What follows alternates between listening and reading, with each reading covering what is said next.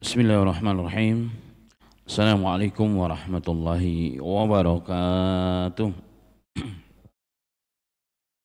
Di awal tahun kayaknya biar semangat lagi. Di awal tahun 1447 Hijriah dan hari ini bertepatan dengan 10 Muharram. Assalamualaikum warahmatullahi wabarakatuh.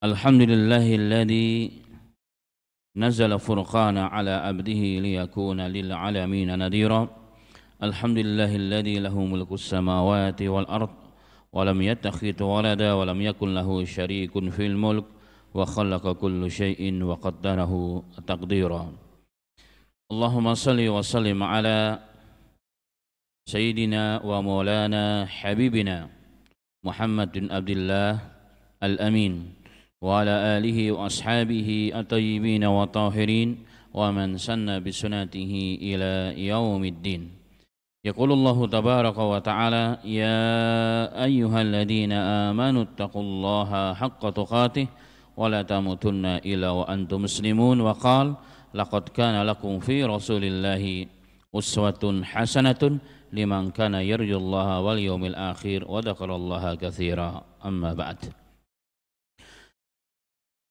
Pertama dan utama tentunya bersyukur kepada Allah Subhanahu wa taala yang masih memberikan taufiknya, inayahnya, hidayahnya, kekuatan kepada kita semuanya sehingga dapat memasuki tahun baru Islam 1447 Hijriah dan awal dari bulan Muharram.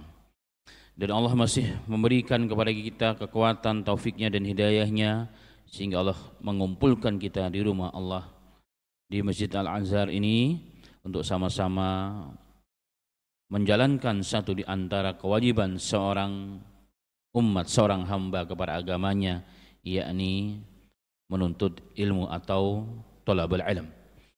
Dan alhamdulillah pada kesempatan yang berbahagia ini kita masuk pada hadis yang ke-39 ya. Bagi yang bawa kitab atau aplikasi silakan dibuka kitab Arba'in Nawawiyah hadis yang ke-39.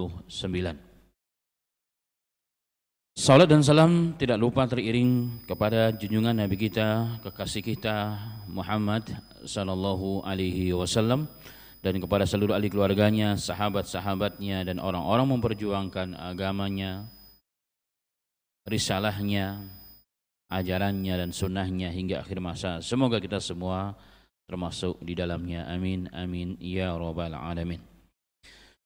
Jemaah sekalian rahimani wa rahimakallah, karena hari ini bertepatan dengan Asyura atau 10 bulan Muharram. Ada satu riwayat yang sama-sama sudah kita ketahui bersama. Nabi Muhammad sallallahu alaihi wasallam bercerita tentang keutamaan puasa Asyura, bahwa ianya akan menghapuskan dosa selama 1 tahun. Ketika dalam Sahih Bukhari, ketika Nabi Muhammad sallallahu alaihi wasallam masih berada di Mekah, Nabi Muhammad dan orang-orang Mekah pun sebelum masuk Islam, mereka sudah biasa berpuasa hari Asyura. Dalam riwayat yang lain, dalam riwayat Aisyah, hari di mana juga pada waktu itu Ka'bah ditutup, artinya diberikan kiswahnya.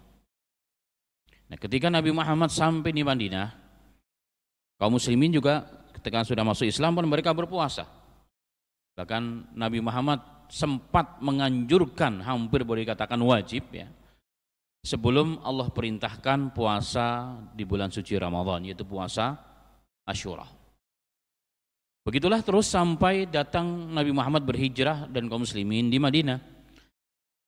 Dan Nabi Muhammad melihat orang-orang Yahudi yang bertempat tinggal sudah bercokol lama di sana.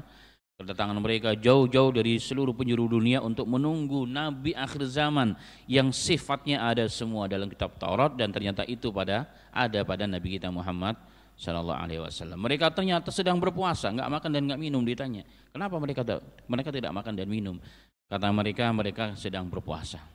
Kenapa mereka sedang berpuasa? Ini bentuk hari raya kami, syukur kami kepada Allah. Loh, kenapa sebabnya? Karena pada hari inilah Allah Ta'ala menyelamatkan Nabimu Musa dan Bani Israel dari kejaran Fir'aun dan menyeberangi Laut Merah.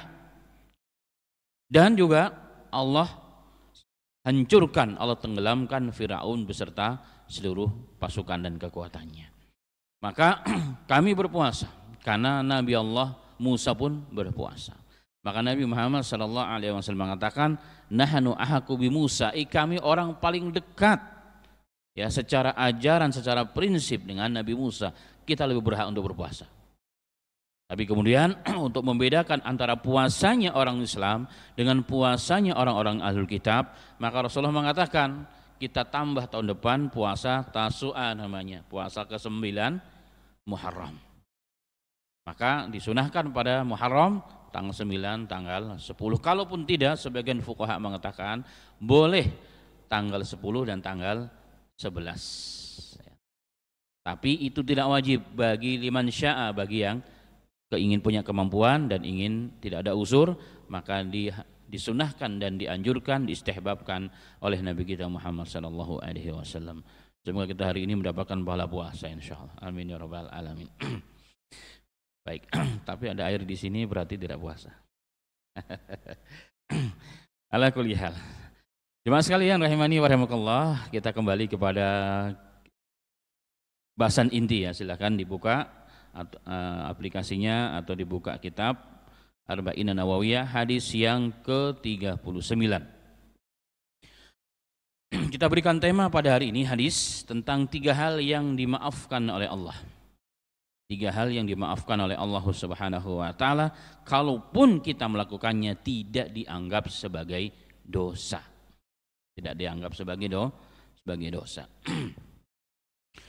Hadis ini dikeluarkan oleh Al-Imam Ibnu Majah, Imam Baihaqi dan lain sebagainya. Hadisnya insyaallah sahih. Diriwayatkan kepada seorang sahabat Abdullah bin Abbas radhiyallahu anhuma, anna Rasulullah sallallahu alaihi wasallam qala, Inna Allah tajawaza li an ummati al-khata' wan nisyana wa mastukrihu alaihi. Hadisun hasanun. Dari Abdullah bin Abbas radhiyallahu anhuma bahwa Rasulullah sallallahu alaihi wasallam pernah bersabda, sesungguhnya Allah taala tajawaza, Allah memaafkan, Allah mengampuni ya untukku ya dari umatku, artinya kesalahan perbuatan umat ini, umatnya Rasul sallallahu alaihi wasallam ya, itu diampuni oleh Allah Subhanahu wa taala.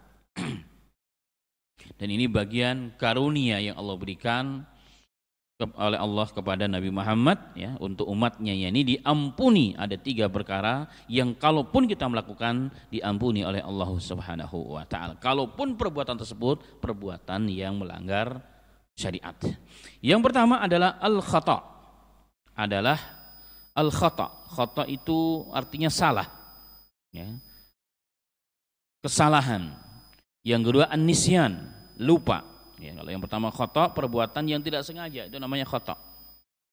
Kalau nisyan artinya lupa, alpa.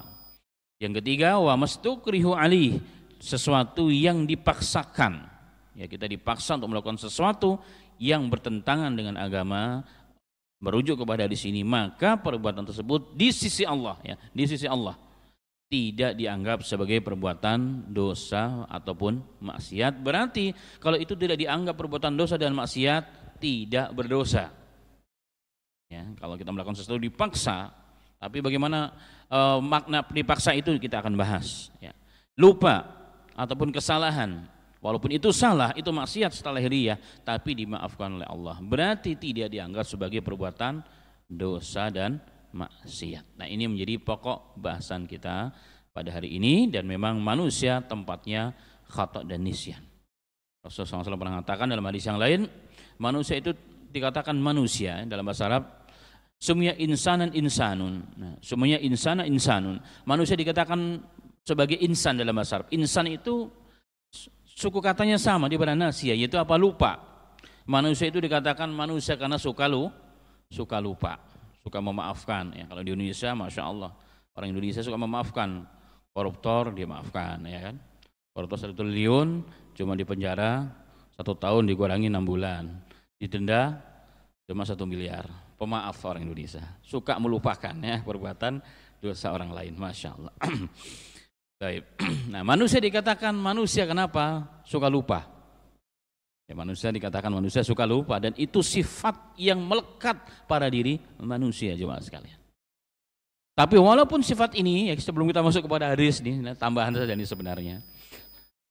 Walaupun sisi lain lupa itu secara umum tidak baik, tapi sisi lain itu merupakan nikmat Allah kepada manusia. Nikmat Allah kepada manusia. Manusia diberikan sifat lupa. Sisi lain adalah nikmat, rahmat Allah kepada manusia. Bayangkan jemaah sekalian, kalau kita tidak pernah lupa, mungkin kita nggak bisa hidup, nggak bisa tidur setiap hari. Ya, kita dihadapkan dengan satu peristiwa yang sempat menggoncangkan hati, bahkan dada kita hampir pecah, saking stresnya, ketakutannya luar biasa. Ya. Bayangkan kalau peristiwa-peristiwa setiap orang pasti pernah melalui dalam hidupnya. Entah itu di jalan tiba-tiba dirampok, ya kan? Entah itu tiba-tiba kebakaran, entah itu lagi ada usaha tiba-tiba ditipu orang dan seterusnya. Ini peristiwa-peristiwa yang sangat membekas pada diri manusia. Bayangkan kalau Allah tidak berikan sifat lupa pada manusia, peristiwa ini terus ya menguasai pikiran dan hati kita seumur hidup, mungkin kita tidak bisa tidur jemaah sekalian. Kalau tidak bisa tidur, apa efeknya kepada kesehatan manusia? Stres dan bisa gila. Masya Allah. Dulu saya pernah ada adik kelas ya, adik kelas waktu di Pakistan yang dia lagi kena ujian. Jadi ceritanya beliau itu anak pejabat sebenarnya, pejabat luar negeri. Orang tuanya dapat hidayah, maka anak-anaknya disuruh ngafal Quran. Jadi orang tuanya memaksa anaknya ngafal Quran, nggak boleh pulang ke Indonesia. Masya Allah, setahun 2 tahun nggak boleh pulang, pokoknya sampai selesai. Akhirnya apa? Anak ini anak mama, orang bilang anak manja. Akhirnya stres, sampai kami tanganin terkadang seminggu 2 minggu nggak tidur. Jadi badan sudah tidak lagi seperti layaknya pada umumnya seorang mahasiswa. Masya Allah. Kenapa? Karena tidak bisa tidur. Tidak tidur selama seminggu 2 minggu sudah seperti orang kurang alias orang gila.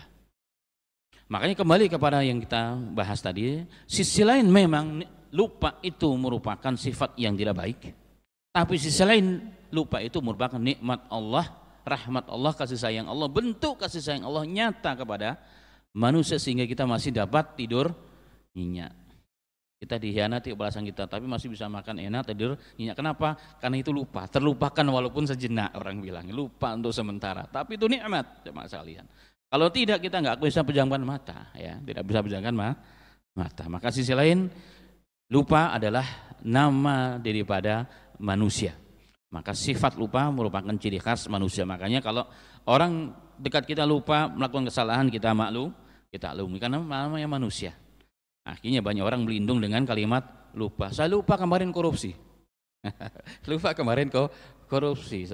Saya lupa ternyata korupsi nggak boleh, saya bisa udah korupsi. Ya, akhirnya dijadikan sebagai dalil tameng untuk menyelamatkan dirinya sendiri. Baik, kita kembali agar tidak terlalu jauh, kembali kepada hadis. Hadis Abdullah bin Abbas radhiyallahu anhu, Rasulullah SAW mengatakan, Allah Subhanahu wa taala dengan rahmatnya dan kasih sayangnya memberikan untukku bagi umatku. Ya, jadi ini kasih sayang Allah nyata kepada Rasulullah yang diberikan ini untuk umatnya, yaitu apa?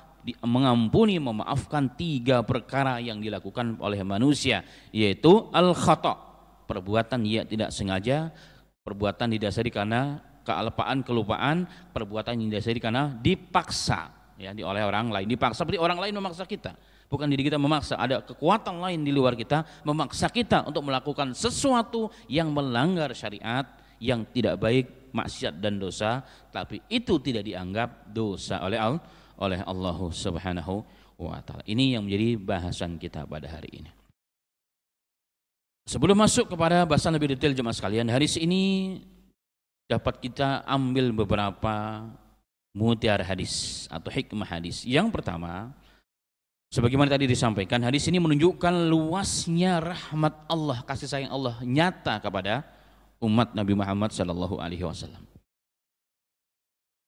Sehingga sesuatu yang dilakukan di luar kemampuan, di luar batas seorang manusia, lupakan di luar batas manusia, dipaksakan di luar kemampuan manusia, ya kan?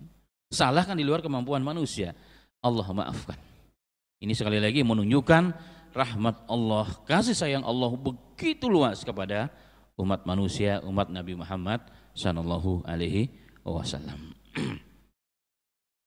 Kemudian jemaah sekalian, ketika Allah memaafkan 3 perkara ini, ketika Allah memaafkan 3 perkara ya, kesalahan, kealpaan alias lupa, dipaksa, walaupun itu lahiriahnya, dohirnya seperti perbuatan dosa dan maksiat, tapi tidak dianggap oleh Allah. Berarti hukum tidak berlaku bagi orang tersebut.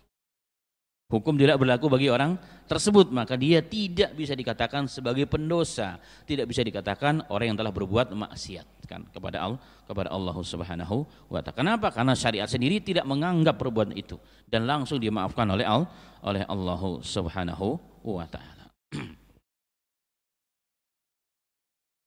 Yang ketiga, ini di antara keistimewaan umatnya Rasul. Ya, makanya tadi ada kalimatnya, kalau kita baca lagi ya, perteksnya, innallaha tajawaza li an ummati. Sesungguhnya Allah Ta'ala ya memaafkan untukku ya, umatku ya. Diberikan nikmat ini kepada Rasulullah untuk umatnya. Nah, ini berarti bagian dari keistimewaan umat Nabi Muhammad sallallahu alaihi wasallam yang tidak diberikan kepada yang sebelumnya. Yang terakhir ya, dari faidah atau hikmah mutiara hadis dari hadis ini adalah bahwa Allah mengangkat sesuatu kesulitan yang di luar kemampuan manusia. Ini menjadi kaidah ya. Ketika nanti muncul kaidah, segala sesuatu yang orang sudah mentok tidak bisa, maka tiba-tiba langsung dimudahkan oleh Allah. Dimudahkan oleh Allah Subhanahu wa taala. Ini larinya ke usul fikih namanya ya. Usul fikih. Jadi sesuatu yang enggak mungkin kita bisa di luar kemampuan manusia, diri kita enggak kita bisa kuasai. Tapi kita sudah pasrah begitu ya, maka Allah kasih hukum dengan kasih sayangnya, rahmatnya kepada kita. Kita disuruh untuk makan yang haram, padahal kita tahu ini jelas haram, ini tidak boleh, tapi nggak ada pilihan, ya, nggak ada pun dipaksa kita oleh kekuatan di luar kita, harus makan. Kalau nggak dibunuh, ya kan, atau keluarganya akan dibantai. Ini di luar kemampuan kita. Maka kata syariat, kalaupun kita makan, maka itu dianggap tidak melanggar syariat. Dan ini rahmat Allah Subhanahu wa taala kepada kita. Tetapi nanti dibahas ya, mana yang afdal, kita menjalankan apa yang dipaksakan kepada kita, ini makan babi, kalau enggak kita dibunuh, atau kita mendingan sabar walaupun kita dibunuh. Ini ada bahasnya nanti di akhir insyaallah taala. Baik, jemaah sekalian rahimani wa rahimakumullah.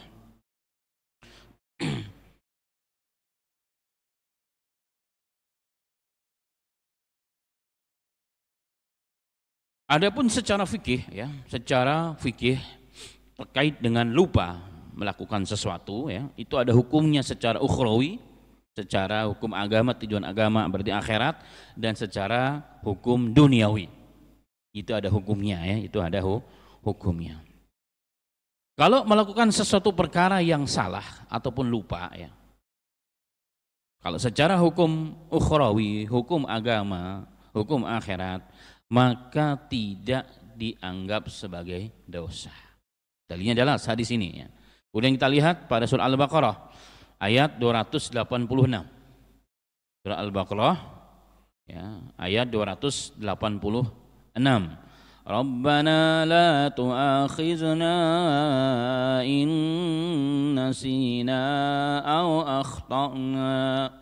Rabbana ya Tuhan kami, la tu'akhizna, jangan kau hukum kami ya, jangan kau hukum kami ya Rabb, maafkan kami ya Rabb, in nasina, kalau kami lupa menjalankan perintahmu, au akhtana, atau kami salah dalam menjalankan perintahmu atau menjauhi larangan. Jadi ini bagian dari rahmat Allah yang tadi disampaikan, dan ini menunjukkan bahwa hukum ukhrawi, pembuat dosa dan maksiat karena lupa dan salah tidak dianggap bersalah, tidak dianggap berdosa, alias tidak dihukum oleh Allah Subhanahu wa taala. Kemudian kalau dilihat ya, juga dalam hadis yang lain dari riwayat Muslim dari Abdullah bin Abbas radhiyallahu an. Ketika kata Abdullah bin Abbas, ketika Allah turunkan ayat la yukallifullahu nafsan illa wus'aha laha ma kasabat wa 'alaiha ma iktasabat. Ketika Allah turunkan ya bahwa Allah tidak akan Allah Subhanahu wa taala tidak akan membebani seorang hamba pun dengan sesuatu di luar kesanggupannya. Ya, di luar kesanggupannya. Dan setiap orang akan mendapatkan pahala kebajikan apa yang dilakukan, ya. Dan dia pun akan mendapatkan siksa dengan kejahatan yang dia lakukan. Kemudian Rabbana la tu'akhizna in nasina aw akhtana. Ya Allah, jangan kau hukum kami dengan sesuatu yang kami salah atau kami berbuat lupa atas dasar kelupaan. Maka Abdullah bin Abbas ya diriwayatkan menukilkan dari Nabi Muhammad SAW mengomentari ayat ini, innallaha wada'an ummati al-khata' wan nisyan wa mastukruhu ali. Sebagaimana tadi hadis yang di atas. Allah Ta'ala mengangkat dosa, mengangkat perbuatan yang dianggap itu dosa dan maksiat dari umat ini, alias dimaafkan 3, lupa, salah, dan apa yang dipaksakan kepadanya.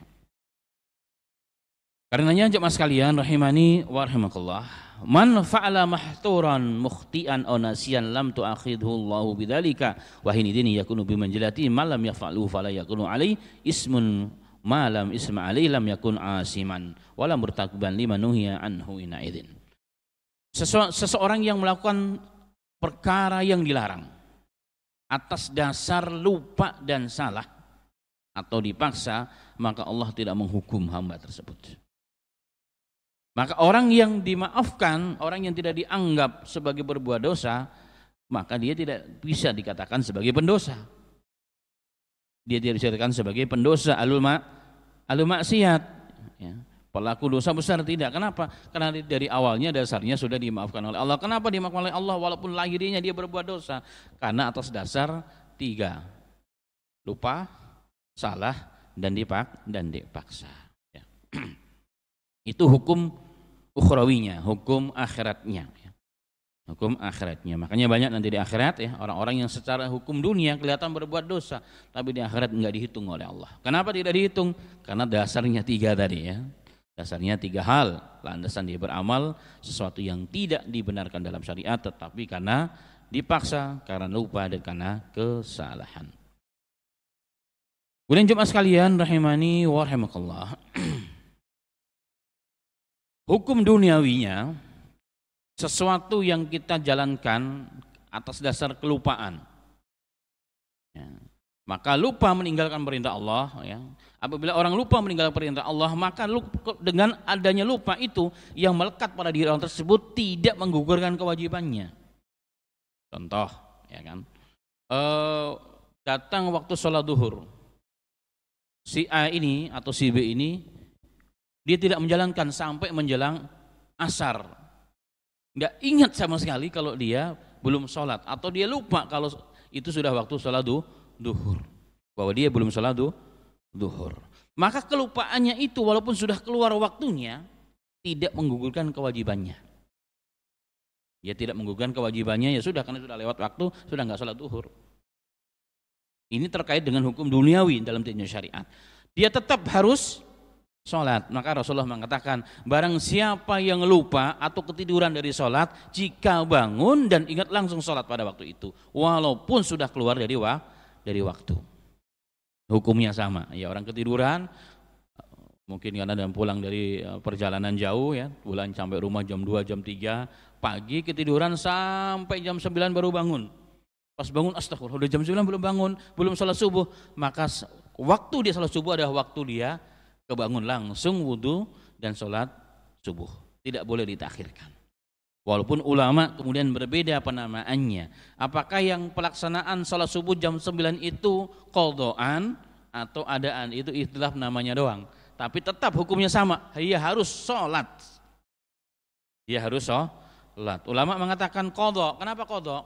Karena pelaksanaannya sudah keluar dari waktu.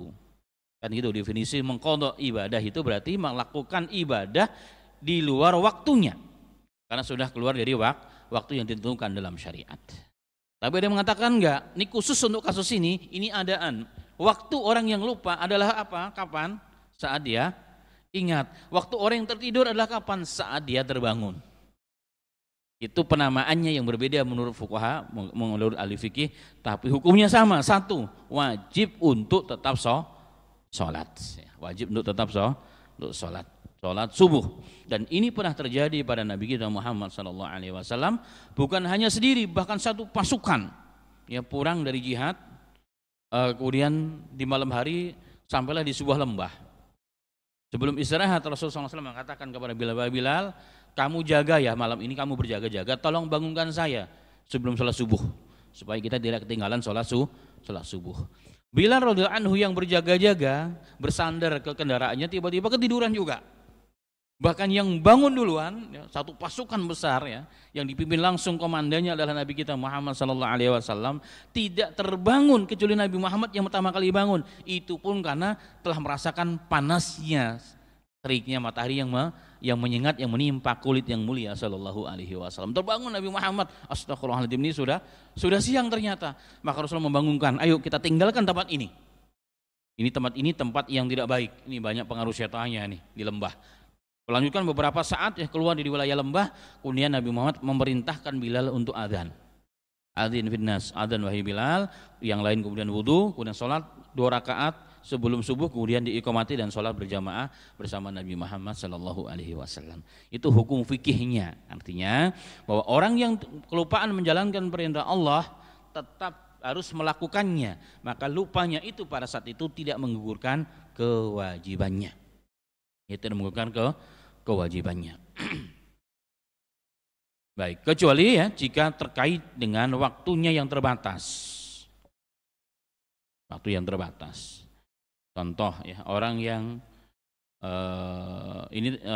yang tidak mengeluarkan zakat fitrah di akhir bulan Ramadan sebelum sholat Id, ya, betul-betul lupa, qadarullah dia lupa, ya. Apakah dia wajib untuk melakukan ibadah, tetap mengeluarkan zakat fitrah atau tidak? Ini ikhtilaful ulama. Karena waktunya terbatas. Zakat fitrah itu wajib dikeluarkan sebelum sholat Id di pagi hari. Ya, sebelumnya boleh dikeluarkan, tapi sebelum sholat itu wajib hukumnya kalau belum mengeluarkan. Kalau sudah dikeluarkan setelah itu hukumnya bukan lagi zakat. Seperti sedekah biasa. Pertanyaannya kembali yang tadi, ini orang lupa ini. Apakah sudah tergugurkan saat itu kan sudah keluar waktunya, atau tetap dia harus mengeluarkan zakat fitrah? Ini perbedaan ulama ya. Dia perbedaan ulama, yang jelas dia harus bertobat kepada Allah Subhanahu wa taala. Tapi kalau saya lebih cenderung kepada ya sudah, namanya lupa ya sudah ya. Sudah lewat waktunya karena ada batasannya, tapi dia harus banyak memperbanyak sedekah ya, menggantikan dengan memperbanyak sedekah di jalan Allah Subhanahu wa taala. Baik.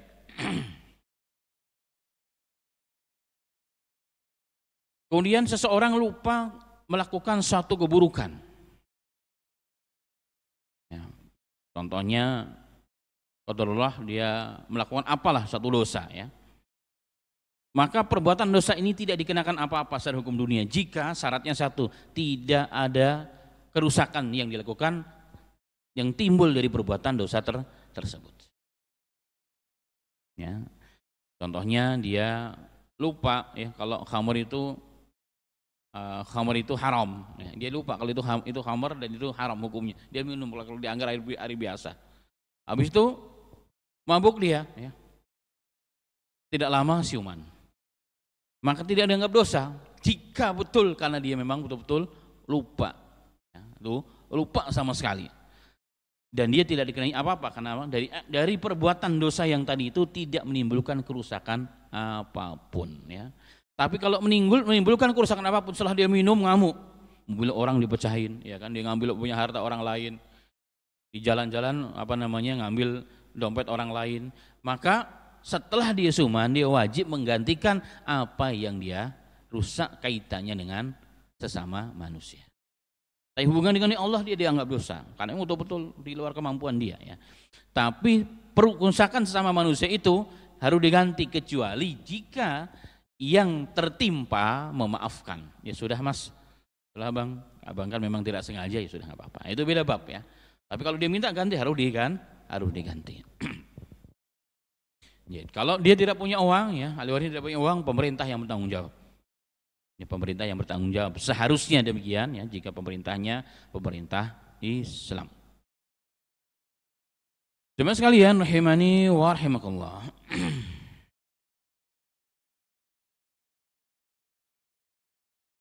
Dari situ nampaklah ya perbedaan sudut pandang ketika orang lupa melakukan perintah atau lupa meninggalkan satu kewajiban atau lupa menabrak hukum Allah.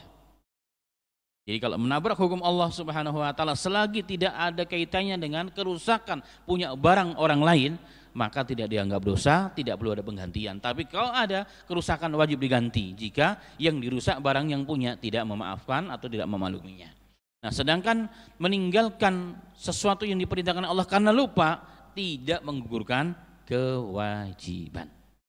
Tidak menggugurkan kewajiban, dia tetap harus melakukan jika dia teringat. Baik. Kemudian contohnya ya, contoh aplikatifnya ya dalam ibadah kita. Contoh orang mau wudu itu kan diistihbabkan untuk baca bismillah.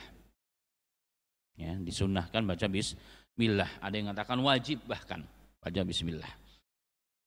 Ada di riwayat yang sahih ya, hadisnya memang lemah tapi karena banyaknya riwayat terangkat menjadi sahih atau hasan namanya dalam ilmu hadis. Ada satu riwayat Rasulullah mengatakan, la sholata liman la wudu'a lahu. Tidak dikatakan sholat jika sholatnya tambah wudu. Sholat tambah wudu nggak ada sholat ya. Maka dianggap dia bermain-main dengan agama. Wala wudu'a liman lam yadhkur ismallahi alaihi. Dan tidak dikatakan bersuci alias tidak dikatakan wudu dia jika sebelum wudu tidak mengucapkan bismillah. Tapi dia lupa ya, lupa nih orang ini saking semangatnya mau sholat lupa atau hasil ngobrol tadi waktu wudu aja ya, wudu aja tambah bismillah. Bagaimana hukumnya? Jumhur ulama mengatakan sah wudunya tidak masalah. Kenapa? Karena memang baca bismillah itu hukumnya sunnah menurut jumhurul ulama termasuk mazhab Syafi'iyah, kecuali beberapa pendapat ulama yang lain yang mewajibkan baca bismillah ya. Tidak mengapa ya. Kenapa? Karena bismillah itu sendiri hukumnya adalah sunnah ya, tapi memang tidak mendapatkan kesempurnaan dalam pahala wudunya. Ini contoh ya, ini contoh. Kemudian jemaah sekalian rahimani wa rahimakumullah. Contoh yang kedua, lupa mengerjakan sholat wajib yang tadi sudah disampaikan.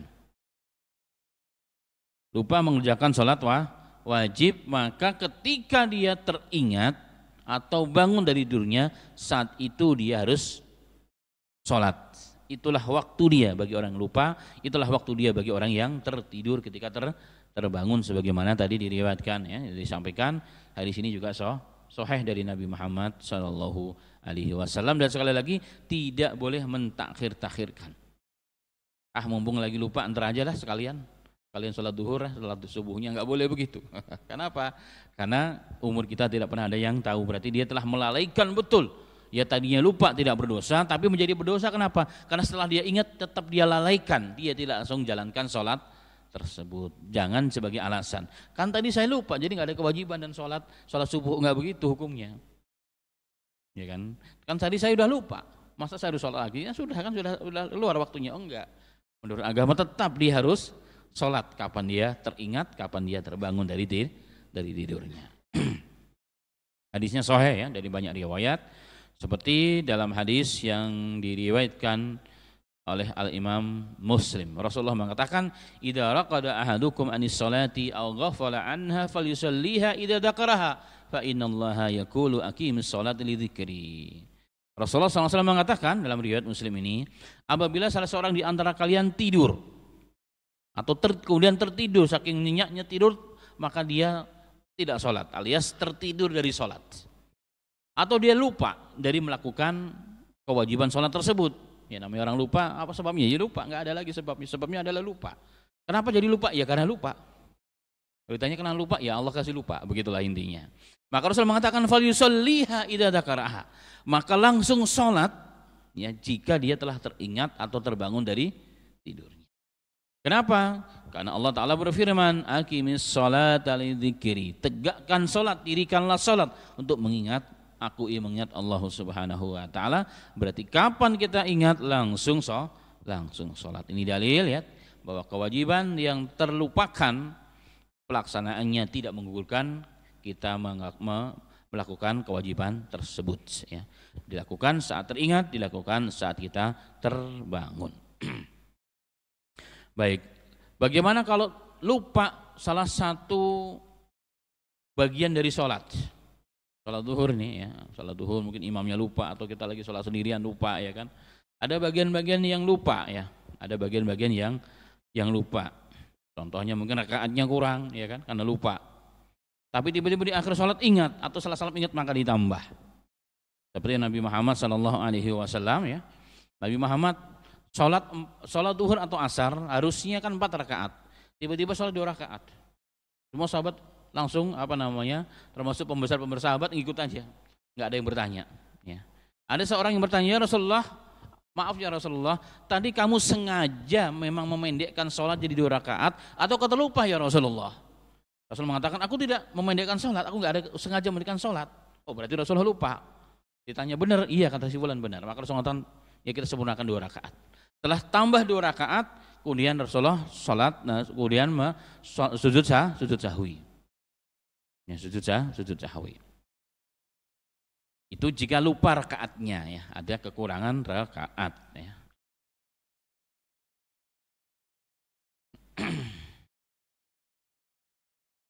Tapi ada yang mengatakan tidak perlu sholat sujud sahwi, kan sudah ditambah, sudah sempurna ya, sudah sempurna. Ini perkara yang wajib.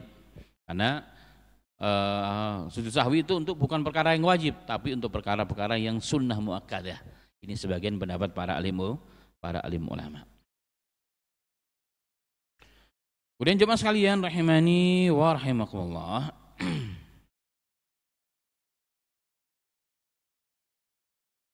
Ada perbedaan tentang pelaksanaan sholat sujud sahwi.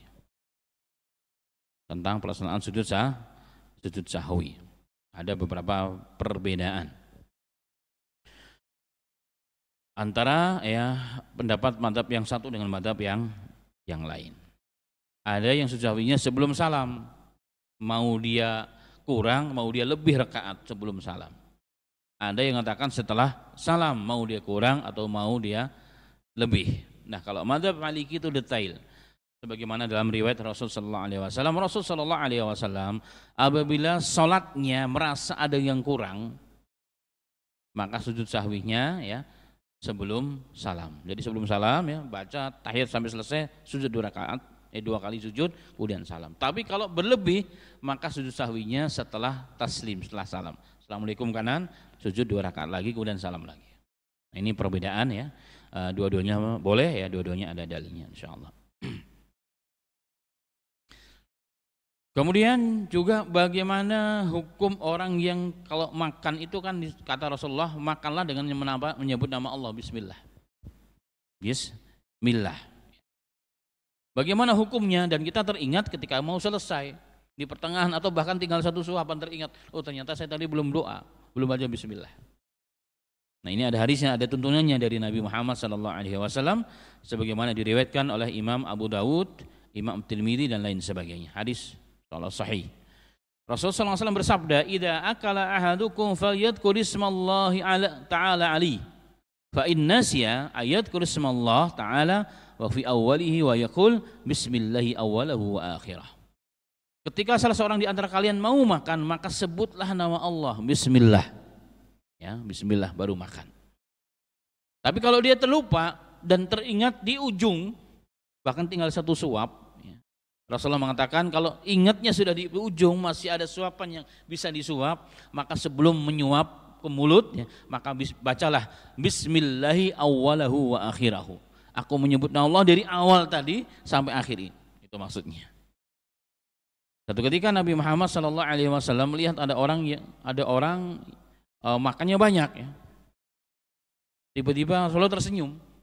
Ditanya kenapa ya Rasulullah? Dikatakan iya tadi saya melihat setan makan bersama kamu karena kamu lupa baca bismillah. Tapi tiba-tiba kamu ingat kamu baca bismillah, bismillah awwalahu wa akhirahu, maka dia memuntahkan seluruh makanan yang telah dimakan oleh syaitan tersebut. Ini penting jemaah sekalian, ya, baca bismillah ya ketika mau makan. Ini perintah Allah Subhanahu wa taala. Hukumnya apa? Sebagian ulama mengatakan dari hadis ini hukum baca bismillah makan itu wajib sebenarnya. Ya.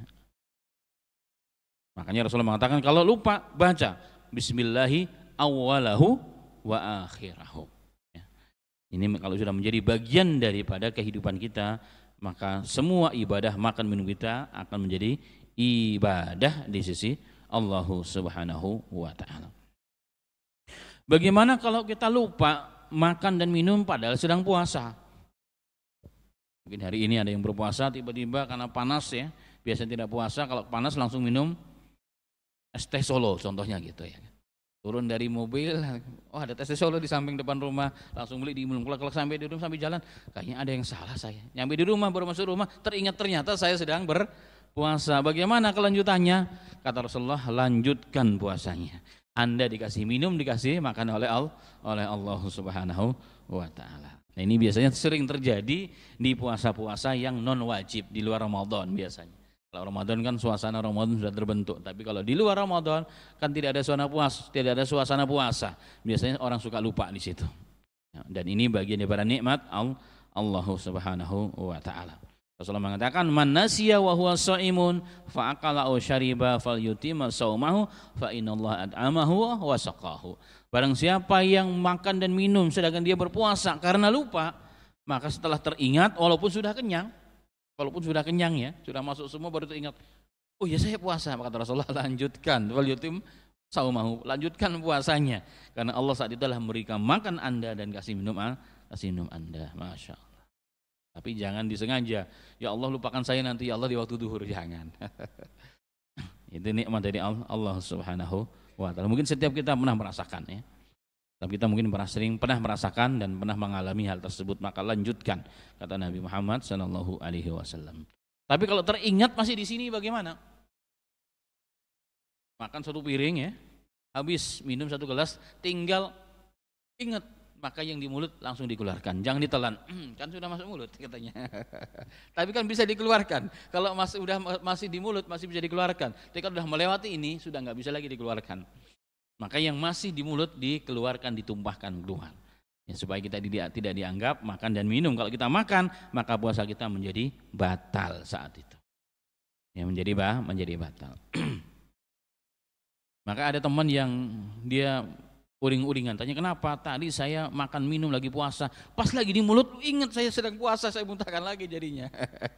Padahal tadi harapannya lupa sampai masuk semua piring satu gelas baru dia ingat, harapannya begitu ya, ternyata baru satu suap di sini teringat puasa, maka harus dikeluarkan ya, makan dan minuman tersebut. Baik, kemudian jemaah sekalian rahimani wa rahimakumullah.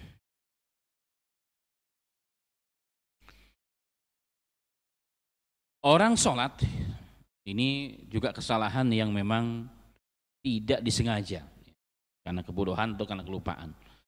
Orang sholat itu kan salah satu syarat sholat itu harus suci, badan dari najis, suci tempat dari najis. Suci badan dari najis dan suci tempat dari najis. Ada orang yang sedang sholat, ternyata ada najisnya.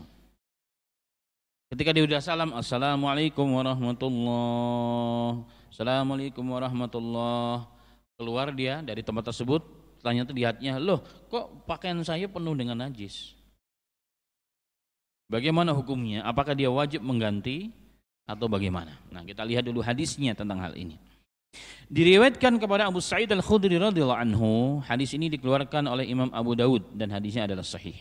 Beliau mengatakan, bainama Rasulullah sallallahu alaihi wasallam yusalli bi ashabihi id khala'ana alaihi fa wada'ahuma an yasarihi falamma ra'a dhalikal qaum alqawni alahum falamma qada Rasulullah sallallahu alaihi wasallam salatahu qala ma hamalakum ala ilqa'ini alikum qalu ya ra'ainaka alqaitana alaik fa alqaina ni'alana faqala Rasulullah sallallahu alaihi wasallam inna Jibril atani wa akhbarni anna fihima qadaran aw qala adan Wa qala idza jaa ahadukum ila al-masjid falyandur fa in ra'a fi alaihi qadaran aw adan falyamsahhu wal yusalli fihima. Abu Sa'id Al-Khudri radhiyallahu anhu berkisah ketika Nabi Muhammad SAW sedang memimpin salat berjamaah bersama sahabatnya. Tiba-tiba Rasulullah SAW melemparkan sendalnya. Kedua sendalnya dilepas, dilempar ke sebelah kiri. Ini menunjukkan Rasulullah dulu sholatnya pakai sendal dan para sahabat. Kenapa? Karena masjidnya Nabi Muhammad tidak seperti hari ini pakai karpet. Jadi masjidnya Rasulullah SAW masih tanah campur pasir. Ya. Kalau hujan kadang-kadang kehujanan. Rasulullah sholatnya pakai sendal. Pakai sendal. Bahkan Rasulullah mengatakan berbeda kalian dengan orang ahlu kitab. Sholatlah kalian pakai sendal. Ya, pakailah kalian pakai sendal karena saat itu berbeda kondisi masjid kita dengan mereka. Kalau hari ini kita pakai sendal di masjid, pulang-pulang benggak-benggak kepala kita dipukul ya Pak Imam oleh DKM. Anda tidak menghormati masjid, masa dalam masjid sholat pakai sendal, ya kan? Ya, kondisinya berbeda. Tetapi ada sebagian para ulama muhaddis ya, mereka mengamalkan hadis ini tapi sholat sendirian ketika di rumah. Jadi demi mengamalkan ini hadis ya, jangan sampai ditinggalkan hadisnya Rasulullah juga, maka dia pakai sendal yang memang khusus untuk sholat, bersih dari segala najis, di rumah sendiri, bukan di masjid. Ya, di rumah sendiri dia mengamalkan hadis tersebut. Ya, saya juga alhamdulillah pernah melakukan itu, untuk demi mengamalkan walaupun cuma sekali. Karena Rasul perintahkan sholatlah kalian dengan sendal kalian. Tapi catatannya tadi, sendalnya bersih ya, dan hari ini kalau ya mungkin kita menghindari fitnah, jangan dilakukan di masjid. Nah, kembali kepada hadis. Nabi Muhammad ketika dalam sholat tadi, beliau sebagai imam, tiba-tiba melepas kedua sendalnya, dilempar ke sebelah kiri. Maka yang di belakang kaum muslimin, ya kalangan sahabat yang sedang bermakmum kepada Nabi Muhammad SAW, mereka pun otomatis serempak melepas sendal mereka, melempar sendal mereka semuanya. Tanpa dikomando, otomatis apa yang dilakukan Rasulullah langsung dilakukan tanpa bertanya. Maka setelah selesai Rasulullah salam, Rasulullah berbalik badan, Rasulullah bertanya, "Ma hamalakum ala ilqaini alikum?" Wahai sahabat-sahabat kalian, kenapa kalian kok melempar sendal kalian dalam sholat? Kan enggak saya perintahkan. Para sahabat mengatakan, "Ra'aina ka alqaitana na'alaika wa alqainani alana ya Rasulullah." Ya Rasulullah, kami melihat engkau melempar kedua sendalmu, kami pun otomatis melempar sendal kami. Kami mengikutin engkau ya Rasulullah tanpa bertanya apapun. Kemudian Rasul mengatakan, oh itu sebabnya. Kalau saya tadi punya alasan wahai sahabat-sahabatku. Kenapa? Jibril datang kepadaku dan memberitahukan bahwa di kedua telapak sendalku itu ada kotoran alias najis. Maka aku lemparlah sendal tersebut. Maka jika kalian mau ke masjid, mau masuk masjid, lihat bahwa sendal kalian ada najis. Kalau ada najis, gosok-gosoklah dia ke tanah 3 kali sampai bersih, baru gunakan sandal tersebut sholat di dalam masjid di saat itu, di zaman itu. Nah, dari sini ulama-ulama fikih mengatakan, jika kita sedang sholat, dalam sholat kita tahu ada najis, maka kita lepas atau kita buang najis tersebut. Tahunya sedang sholat, langsung ya kita buang. Contoh kita lagi sedang sholat ya di rumah kita, tiba-tiba pas tempat sujudnya ada kotoran najis, kita pindah langsung. Kan nggak mungkin kita ambil tangan kita buang. Ya batal sholatnya, kita yang pindah, menghindari tempat tersebut. Tapi kalau di pakaian, kalau memang bisa dilepas. Jika itu tidak membuka aurat kita, ya tidak membuka aurat kita, maka langsung dilepas. Contoh pakai jaket, bapak-bapak pakai jaket karena dingin mungkin, lagi sholat di puncak, pas lagi sholat tiba-tiba lihat loh najis di sini, langsung dilepas, dilempar pakaian atau jaket tersebut. Itu jika terlihat atau diketahui saat dalam kondisi sholat. Tetapi kalau kejadiannya adalah setelah sholat baru tahu, maka sholatnya dianggap sah, tidak perlu mengulang sholatnya. Tapi kalau ketahuan mau takbir, langsung dibuang najis tersebut atau menghindari tempat yang ada kotoran tersebut. Kenapa? Ini di luar kemampuan kita, ya, di luar kemampuan kita.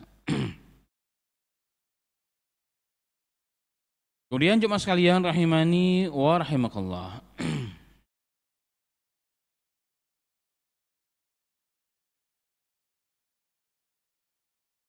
Bagaimana melakukan sesuatu karena dipaksa?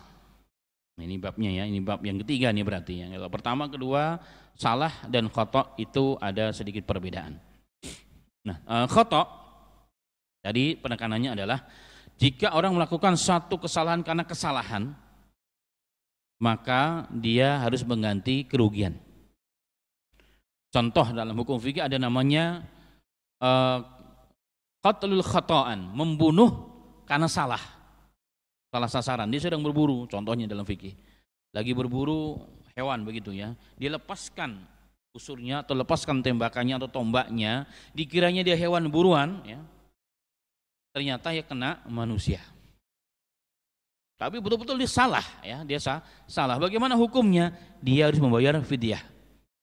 100 ekor unta, tapi dia tidak dikisos. Kalau membunuh kan dibunuh, tapi di saat ini dia tidak membunuh sengaja karena kesalahan.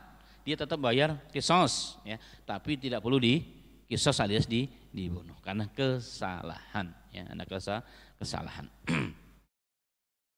Baik. Kemudian jemaah sekalian rahimani wa rahimakallah, bagaimana definisi dipaksa? Tadi dikatakan orang yang melakukan dosa karena lupa, karena salah, karena dipaksa diampuni oleh Allah. Kalau karena salah dan lupa jelas. Bagaimana definisi dipaksa itu? Kalau lupa salah sudah sama-sama paham. Bagaimana definisi dipaksa itu? Apa dipaksa itu definisinya ada standarnya enggak sih? Atau menurut suka-suka kita? Hari ini kan banyak orang ditanya, Bapak masih di mana kerjanya? Kerjanya di tempat ini, terpaksa. Kenapa Bapak begini? Terpaksa. Jadi terpaksa itu definisinya kayaknya menurut dia, bukan menurut aturan syariat. Jadi dipaksa itu menjadi alasan kita berlindung dari sesuatu yang melanggar agama dengan kalimat paksa. Saya dipaksa keadaan katanya. Dipaksa keadaan. Jahit. Kenapa Bapak korupsi dipaksa? Siapa yang maksa Anda? Enggak ada. Yang maksa adalah hawa nafsunya Anda dibelenggu oleh syaitan hatinya, maka dipaksa oleh syaitan untuk korupsi. Akhirnya orang dengan seenak sendiri melepas dirinya, melepaskan dari jeratan dosa dan tanggung jawab dengan kalimat dipaksa ya. Kalau dipaksa dalam Islam, ya dipaksa dalam Islam definisinya berbeda dengan definisi yang kita pahami selama ini. Dipaksa itu adalah jemaah sekalian rahimani wa rahimakumullah, yang kemudian perbuatan yang kita lakukan walaupun itu dosa tidak menjadi dosa ya. Jika dipaksa itu menurut definisi syariat, yaitu apa? Dipaksa melakukan sesuatu, jika tidak maka kita akan dibunuh atau sebagian anggota tubuh kita akan dihilangkan atau keluarga orang tercinta kita akan dihabisi atau mungkin dipenjara dan seterusnya. Itu namanya dipaksa. Tapi kalau tidak ya, Bapak kalau tidak lakukan ini saya pecat dari pekerjaan. Bekerja itu bukan dipaksa, bekerja itu pilihan jemaah sekalian. Itu berbeda. Kalau namanya dipaksa, kalau Bapak melakukan saya bunuh kamu, atau tangan Bapak saya potong, atau istri Bapak saya potong tangannya, itu namanya dipaksa. Kalau enggak, rumah Bapak saya bakar contohnya, itu juga artinya dipaksa. Tapi kalau di luar itu masih adalah ikhtiar kita sendiri. Maka ketika dalam kondisi yang seperti itu kita melakukan sesuatu, maka hal tersebut dalam hadis tadi dikatakan Allah tidak menganggap sebagai dosa. Kalau perbuatan maksiat lahiriahnya tapi diampuni oleh Allah, berarti kita bukan berlaku dosa. Itu turunan daripada hukumnya tersebut. Kemudian jemaah sekalian, dan dipaksa itu juga ada syaratnya. Ya, dipaksa dikatakan dipaksa dalam arti tadi, dipaksa itu ada syaratnya. Artinya kita tahu yang memaksa ini betul-betul punya kekuasaan. Kalau Bapak enggak melakukan ini, Bapak saya gitu kan, atau tangan Bapak saya potong tangan, atau hak Bapak, anak Bapak saya ambil, saya buang ke laut. Dan kita tahu orang ini memang betul-betul punya kekuatan. Punya kekuatan. Ya. Tapi kalau kita dipaksa oleh anak kecil, Bapak kalau enggak mengasih saya uang, Bapak saya akan tembak. Dia enggak punya tembak, ya kan?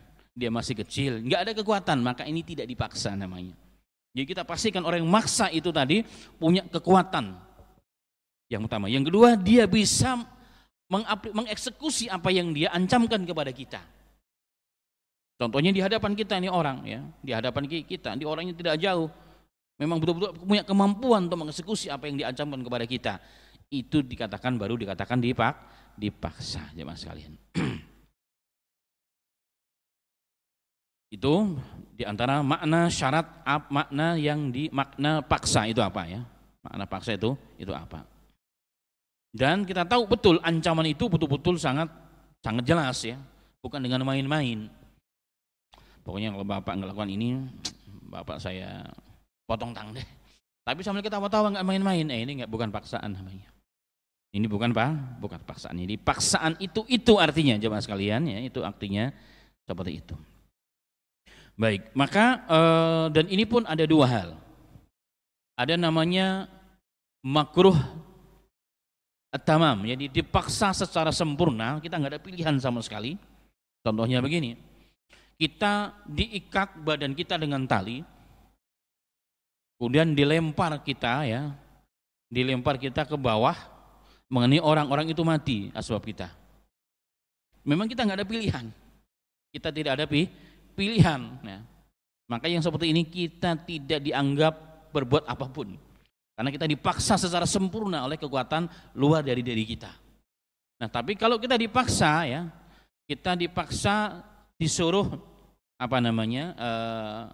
minum khamar, disuruh minum khamar, itu masih dipaksa juga, tapi paksaan tersebut kita masih bisa mengelak. Kita ambil, kita buang ya. Contohnya seperti itu ya. Nah, kecuali kalau memang kita juga diancam dalam arti yang tadi, maka apapun yang kita lakukan setelah itu tidak dianggap sebagai dosa oleh Allah Subhanahu wa taala.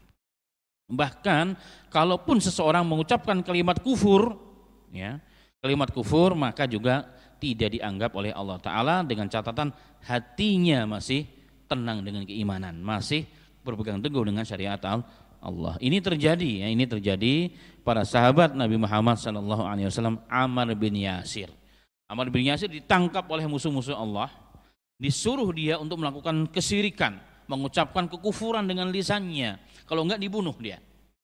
Dan dia sudah capek dengan ini semua, karena dia dari semenjak kecil dia lahir sebagai budak, ibunya meninggal ya, karena kalau mempertahankan Islam dan seterusnya. Maka beliau akhirnya sudah beristihad, dia ucapkan kalimat kufur dalam lisannya ya, tapi hatinya masih tenang dengan Islam.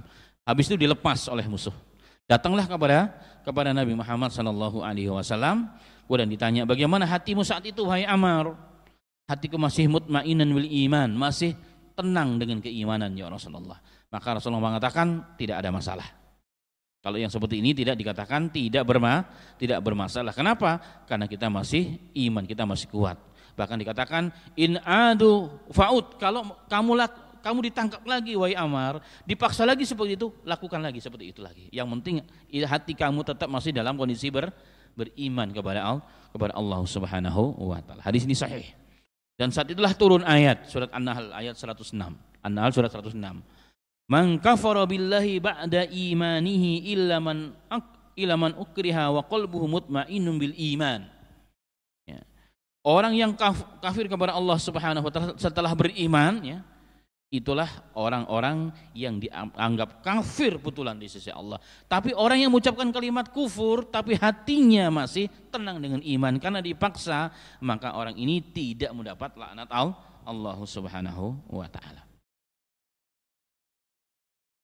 Kemudian jemaah sekalian rahimani wa rahimakallah, maka orang, sehingga ulama mengatakan ya, seperti Al-Imam Ibnu Hazm ya, beliau menukilkan ya dalam kitabnya Maratib Al-Ijma', ittifaqu ala annal mukrah 'ala al-kufri wa qalbuhu mutmainnun bil iman annahu la yanzalmu syai'un min kufri indallahi ta'ala.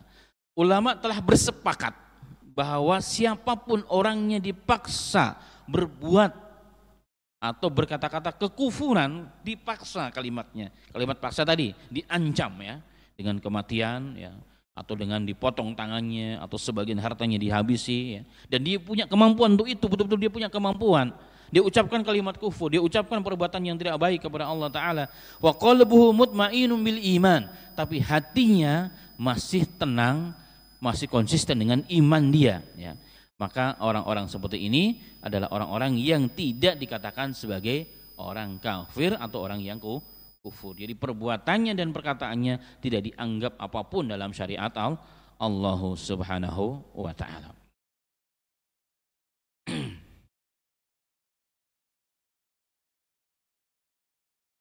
Contoh orang dalam satu peperangan, ya, peperangan antara muslim dengan non muslim.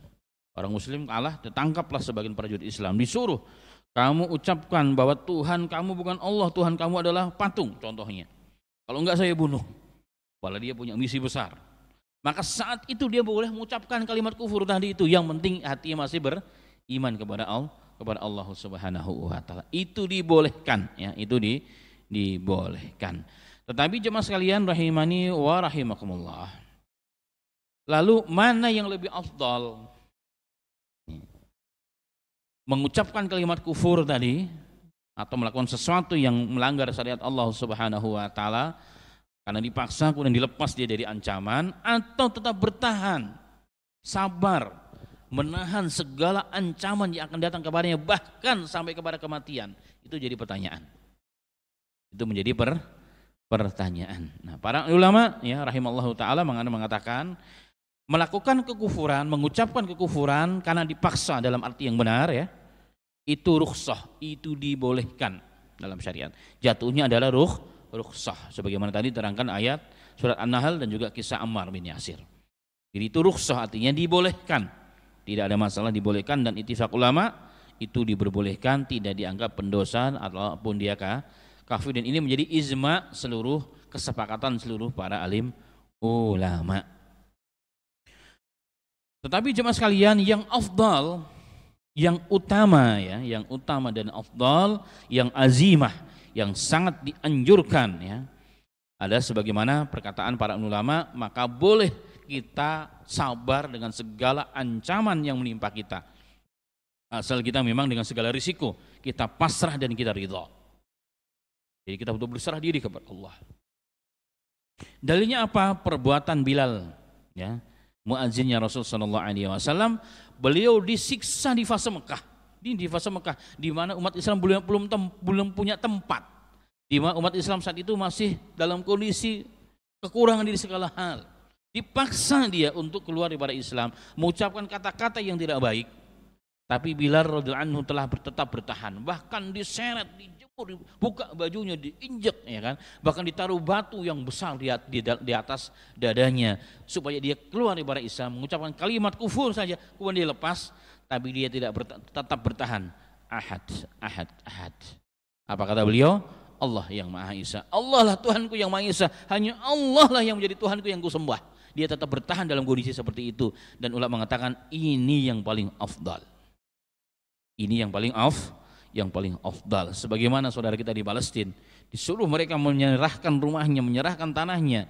Setelah dilepas, mereka katakan tidak, lebih baik mati, ya, badan kami terkubur dengan rumah kami dan tanah kami daripada kami menyerah kepada para penjajah Zionis.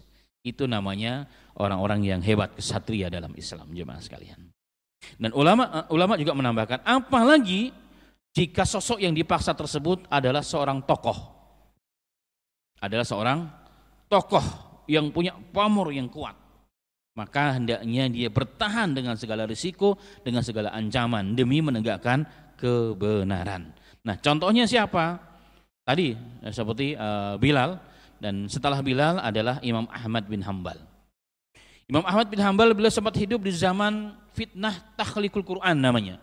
Jadi Quran itu dianggap sebagai makhluk.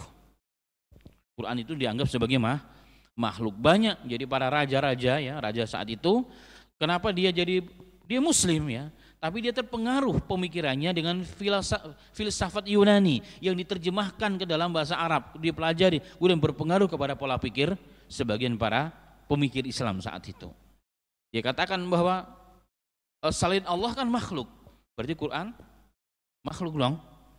Quran itu makhluk. Tapi Imam Ahmad mengatakan akidah Ahlussunnah wal Jamaah, Quran itu bukan makhluk, Quran itu adalah kalam Allah. Quran yang turun kepada Nabi Muhammad itu bukan makhluk. Iya, kalau kertas ini memang makhluk. Karena ini terdiri dari apa? Dari tinta, dari kertas dicetak. Ini makhluk, ini benda. Tapi yang dimaksud firman Allah itu yang turun dari Allah kepada Nabi Muhammad itu bukan makhluk. Dan banyak ulama-ulama di zaman itu yang kemudian ditangkap dan dibunuh, dipenjarakan.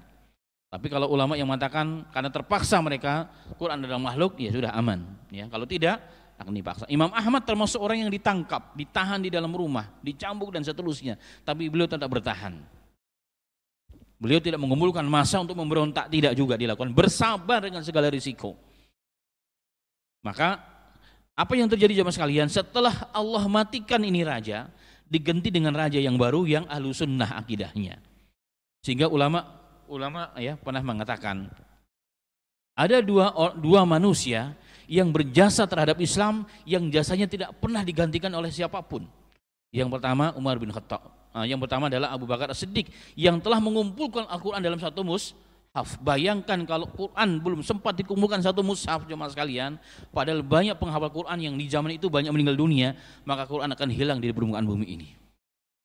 Jadi salah satu yang berjasa besar terhadap Al-Quran, pengumpulan Quran adalah Abu Bakar As-Siddiq yang diusulkan oleh Umar bin Al-Khattab. Jadi Quran itu dikumpulkan dalam bentuk mushaf begini, itu sudah terjadi zaman Abu Bakar As-Siddiq jemaah sekalian. Ketika Umar bin Al-Khattab melihat banyak ahli Quran terbunuh, datanglah kepada Amirul Mukminin, Khalifah yang pertama Abu Bakar As-Siddiq radhiyallahu anhu, dia mengatakan, ya Khalifah, wahai penggantinya Rasulullah, sekarang ini banyak para ahli Quran, para penghafal Quran dari kalangan sahabat Nabi Muhammad yang meninggal dunia karena peperangan. Saya takut dan saya khawatir kalau mereka dibiarkan begitu, nanti Quran akan lenyap dari dada-dada kaum muslimin. Lalu siapa nanti akan menghafal Quran kembali? Karena Quran belum ditulis, belum dikumpulkan jadi satu. Apa kata Abu Bakar ya? Dalam riwayat cukup panjang, af'alu syai'an ma fa'ala Nabi sallallahu alaihi wasallam ya Umar. Wahai Umar, apakah aku bisa melakukan sesuatu yang belum pernah dilakukan oleh Rasulullah? Gak mungkin aku melakukan sesuatu yang belum pernah dilakukan oleh Nabi Muhammad sallallahu alaihi wasallam. Ini alasan Abu Bakar. Tapi Umar terus memberikan alasan, kalau enggak ini bahaya, ini demi untuk menjaga Islam. Tahu Rasulullah memerintahkan untuk menulis juga. Cuma perbedaannya Rasulullah belum memerintahkan untuk mengumpulkan dalam satu mushaf. Jadi Quran di zaman Nabi Muhammad sampai di zaman Abu Bakar Siddiq tertulis di dinding-dinding ya, tertulis di pelepah-pelepah, di mana-mana berserakan. Ada dalam sebagian dada-dada kalangan para sahabat kaum muslimin, para penulis-penulis Al-Quran. Nah, Umar mengatakan kalau ini enggak dikumpulkan secepatnya, wahai Abu Bakar, Quran akan lenyap dari muka bumi ini. Lalu apalagi sisa Islam pada kita? Dengan alasan tersebut akhirnya Abu Bakar, Allah buka dadanya, akhirnya beliau membuat tim. Nah, tim-tim ini yang dulunya adalah penulis Quran di zaman saat Nabi Muhammad masih hidup, seperti Zaid bin Sabit.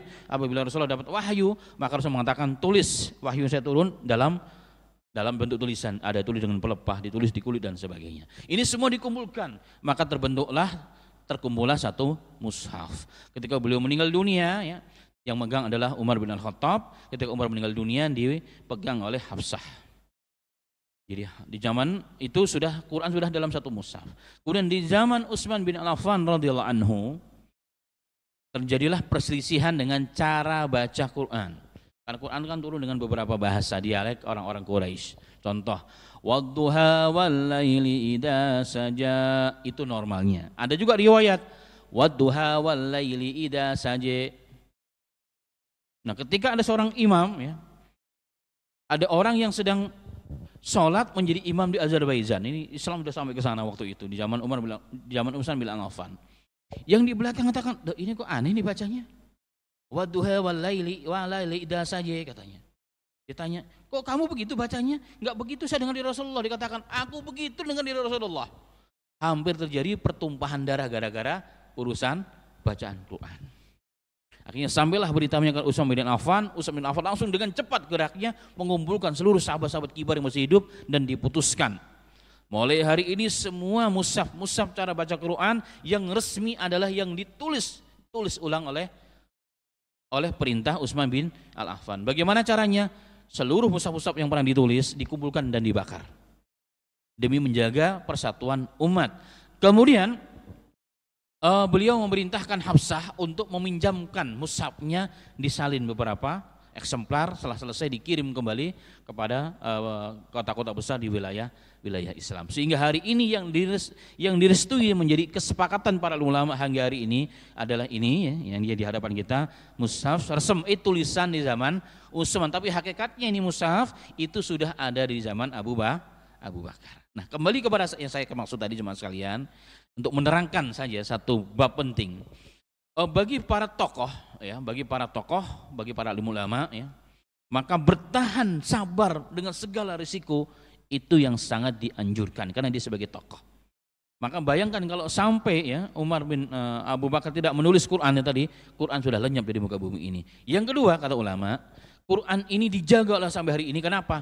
Karena pengorbanan Imam Ahmad bin Al-Hambal, di mana dia mengatakan Quran itu bukan makhluk, Quran itu kalam Allah. Padahal seluruh ulama saat itu dipaksa, kalau tidak dibunuh, kalau enggak dipenjara, mengatakan Quran itu adalah makhluk. Quran itu adalah makhluk. Sehingga ada terjadi di zaman itu perdebatan di antara ulama yang mengatakan Quran makhluk, Quran tidak makhluk. Pada saat Ramadan datang ya, nggak ada yang mau jadi imam di masjid. Ditanya loh, kenapa nggak mau jadi imam? Qurannya sudah mati. Maksudnya bagaimana? Kan Quran kalian bilang makhluk, Qurannya sudah mati, jadi nggak perlu ada sholat lagi. Oh nggak bisa begitu katanya. Sehingga mereka terbentur sendiri dengan fakta-fakta yang terjadi.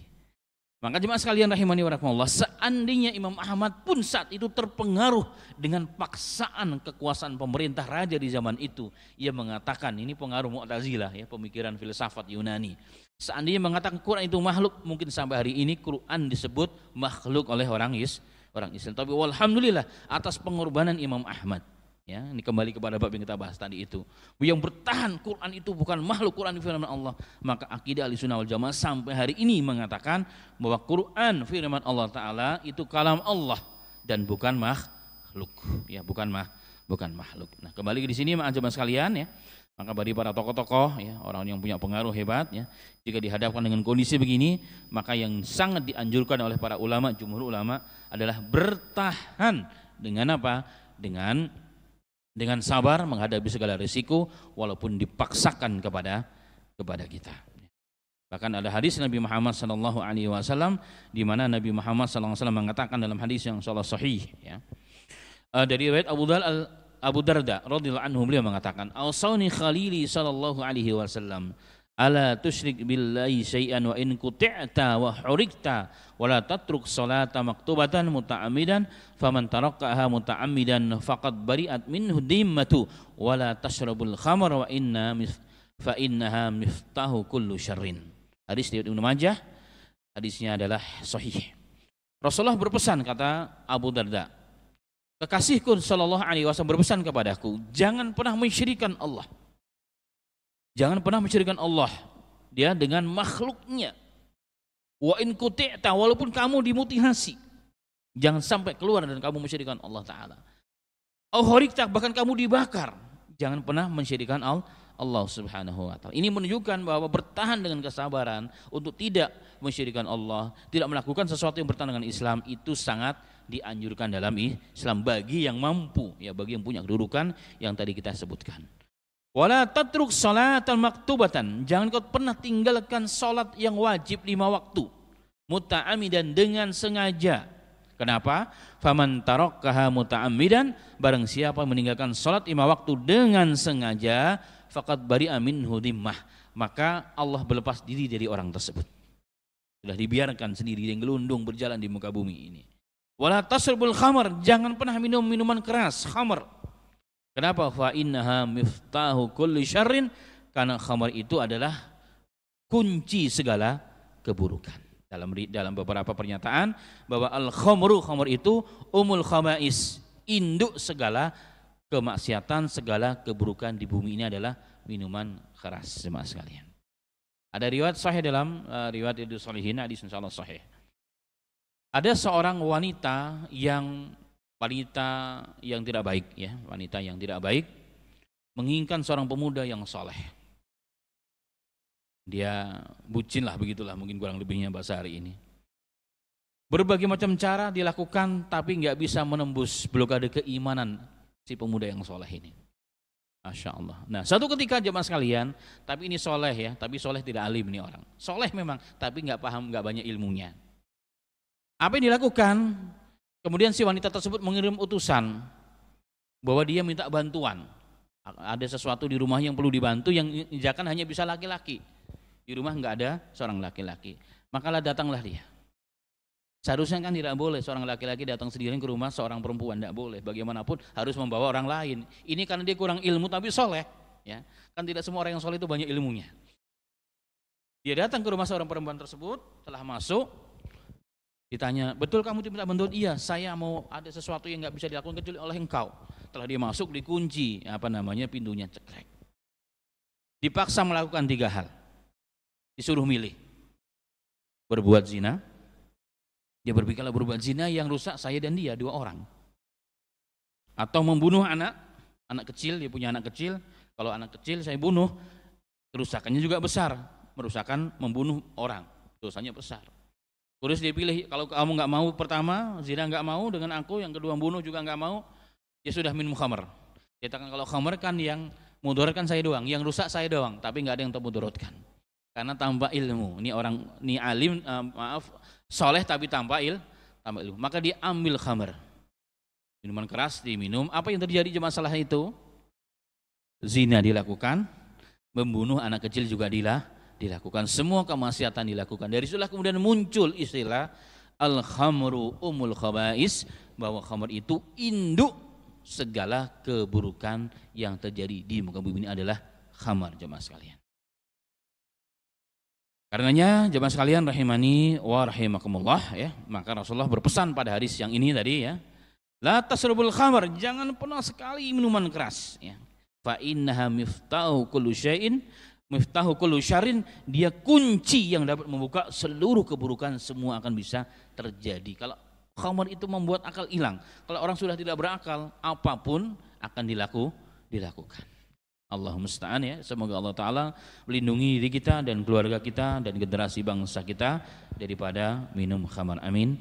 Amin ya rabbal alamin. Dan kita sangat sedih, ya, ketika minum khamr sudah boleh ditransaksikan di tempat-tempat yang umum. Ini sangat menyedihkan sekali, ya. Semoga Allah Ta'ala lindungi kita semua dan bangsa ini daripada induk segala keburukan dan maksiat tersebut. Amin. Amin ya rabbal alamin. Baik jemaah sekalian, itu yang bisa dibahas di pagi menjelang siang ini, ya. Semoga menambah keilmuan kita, menambah cinta kita kepada sunnah Nabi Muhammad SAW sebagai bekal kita beritibak dengan perintah dan sunnahnya Nabi Muhammad SAW. Amin. Amin ya rabbal alamin. Ya, baik, terima kasih. Pembahasan hadis yang ke-39, berarti tinggal satu lagi, ya. Kalau 40, ya, 42. Baik, bagi jemaah, tadi masalah lupa, ya, ya, masalah lupa itu juga rahmat dari Allah, ya, tapi juga nggak bagus kalau lupa terus. Ya, baik, silakan jemaah yang mau bertanya, ya. Ada yang mau bertanya?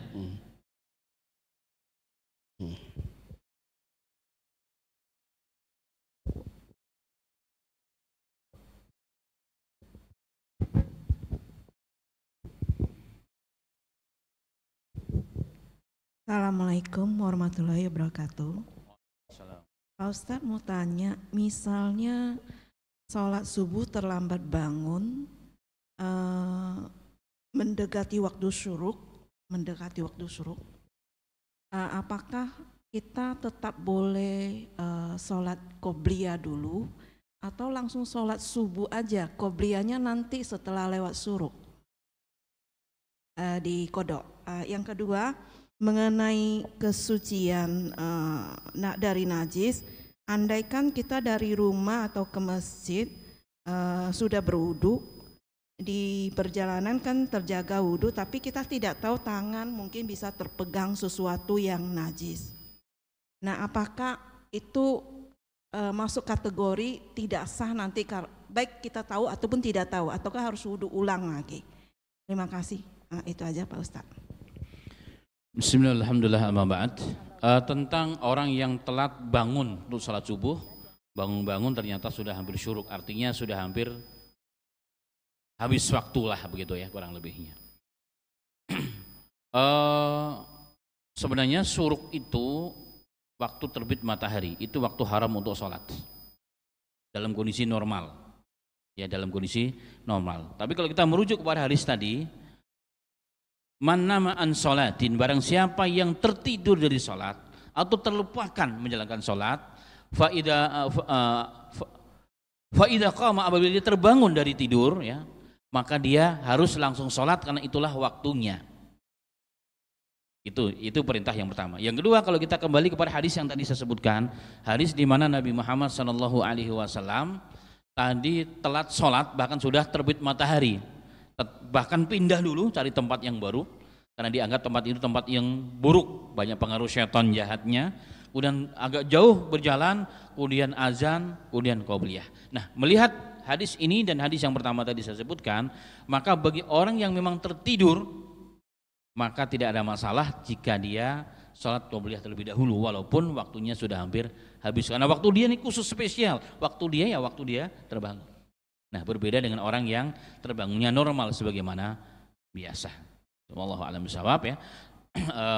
Sedangkan yang kedua tadi, ya, orang yang sudah bersuci dari rumah, kemudian dia berjalan mungkin di tengah jalan karena air dan sebagainya, dia tidak tahu, apalagi musim hujan kayak sekarang ini, ya kan, apakah ini ada najisnya ataupun tidak dan sebagainya. Apakah dia harus berwudu lagi ketika sampai di masjid? Apa cukup dengan wudu yang pertama di rumah? Ulama mengatakan kalau kita tidak yakin kita batal dalam perjalanan, ya, atau terkena najis yang kita yakin ini adalah najis, maka tidak perlu berwudu. Apalagi ada hadis Nabi Muhammad SAW yang mengatakan, man tawaddo'a man tatahhara min fi baitihi, barang siapa yang bersuci di rumahnya kemudian berjalan menuju masjid untuk sholat 5 waktu berjamaah, maka langkah pertama menghapuskan dosa, langkah berikutnya meninggikan derajatnya di surganya Allah Ta'ala. Dan dalam hadis ini Rasulullah tidak pernah mengatakan wudu lagi kalau sampai masjid, ya, nggak ada. Wudu lagi kalau sampai masjid, ya, tidak ada. Bahkan Nabi Muhammad tadi dalam hadis yang kita sampaikan, Rasulullah mengatakan kalau kamu masuk ke dalam masjid, sebelum masuk ke dalam masjid, kan berarti sudah wudu di rumah nih, lihat di bawah telapak kaki kamu, kalau ada najis bersihkan dulu 3 kali di tanah baru masuk ke masjid. Jadi tidak perlu bertoharoh kembali. Kemudian kalau ada yang bertanya, tapi kita akan hati-hati. Kehati-hatian itu namanya takalluf, membuat sesuatu yang tidak ada perintah agama sehingga menyusahkan diri kita. Jadi wudu lagi gara-gara hati-hati, akhirnya wudu lagi. Harusnya kita bisa masuk ke dalam masjid secepatnya, qobliyah atau amalan yang lain, dan air wudu yang kita gunakan bisa digunakan oleh orang lain. Akhirnya kita gunakan juga gara-gara hati-hati yang tidak berdalil. Dan itu hanya was-was yang perlu kita hilangkan. Itu Allah. Dan ini bukan takwa, bukan bab takwa, tapi ini karena kebodohan sebenarnya.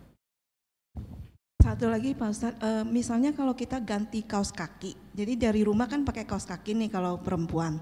Nah, sampai masjid karena takut kaos kakinya kotor, biasanya mau sholat ganti kaos kaki lagi. Nah, ini kan terpegang nih, tangan otomatis pegang kaos kaki yang bekas untuk mengganti ke yang baru. Nah, itu juga apakah ada was-was kena najis, itu gimana Pak Ustadz? Jawabannya sama. Kalau kita tidak pastikan dengan ilmu yakin 100% ini najis, nggak ada masalah.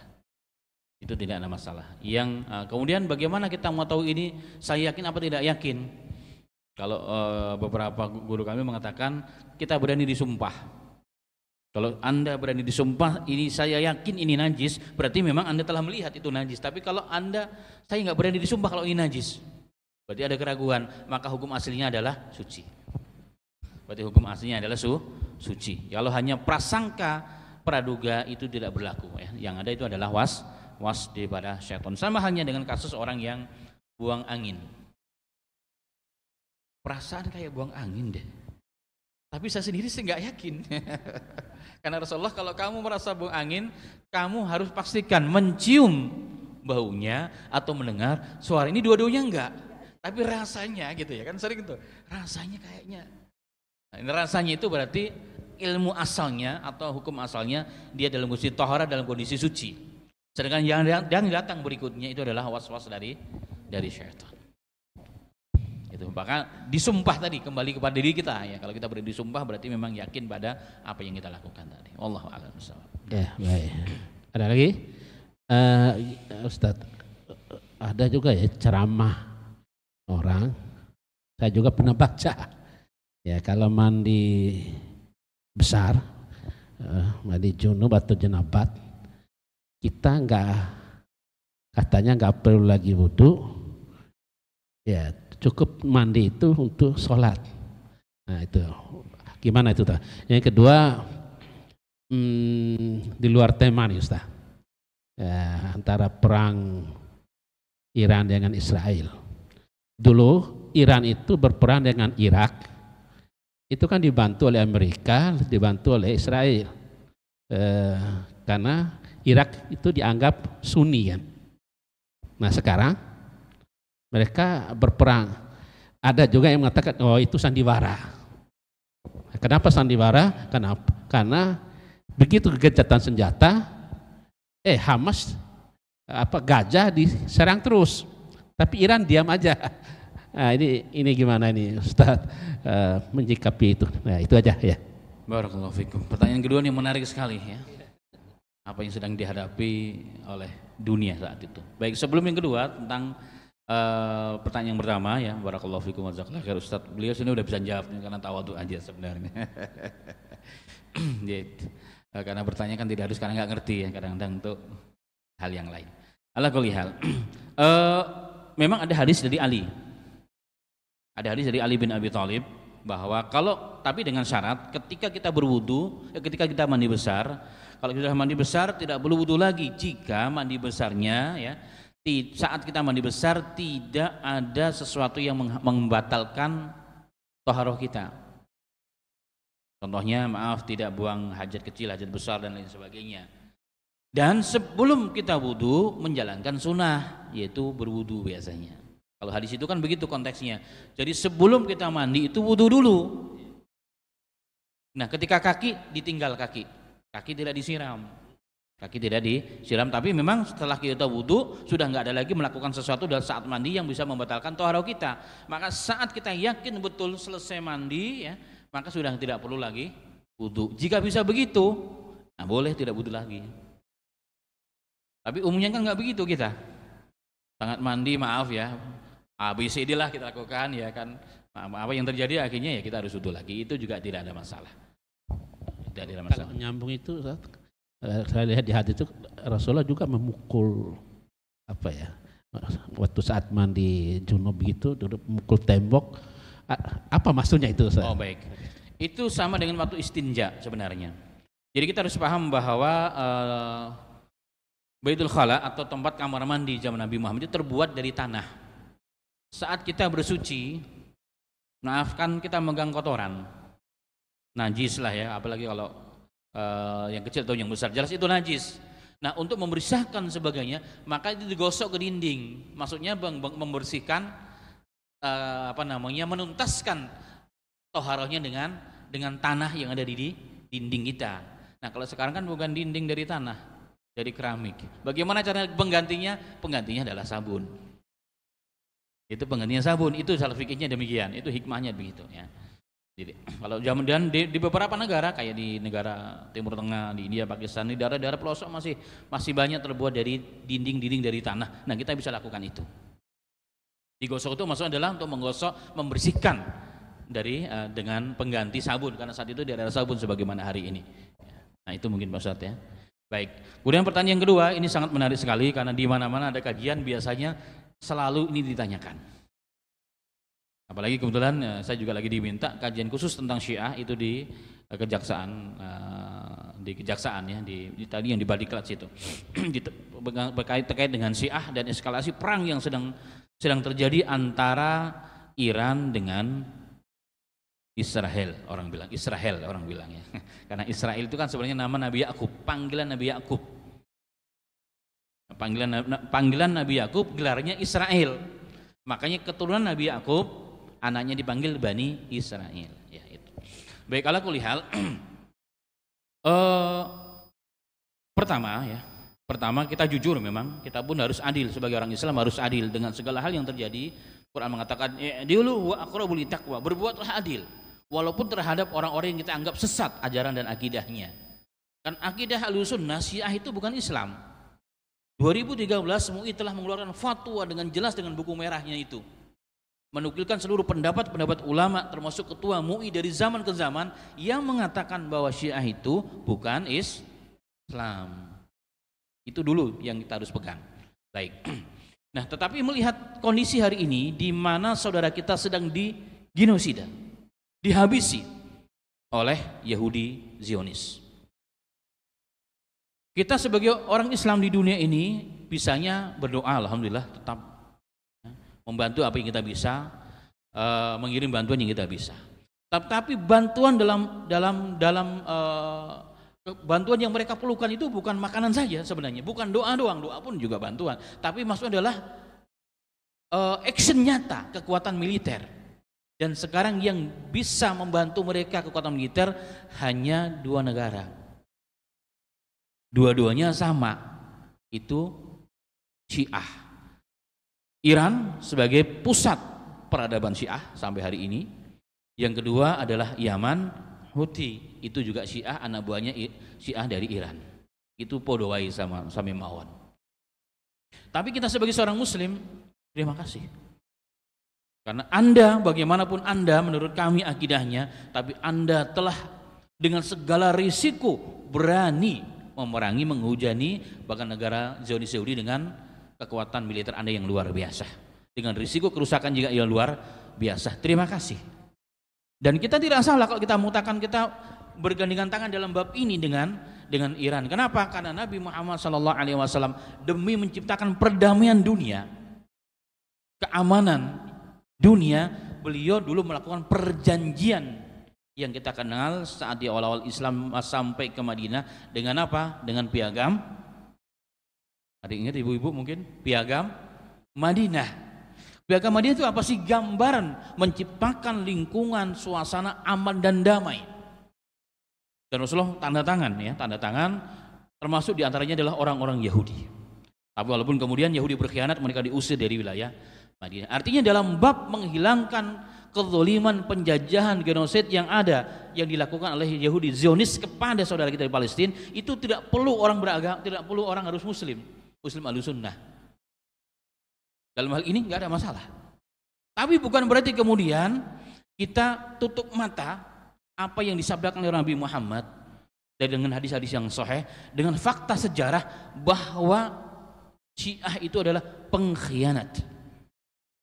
Bahwa Syiah itu lahir dari rahimnya orang Yahudi. Syiah itu lahir dari orang Yahudi. Dari mana? Dari buku-buku mereka sendiri tertulis, jelas.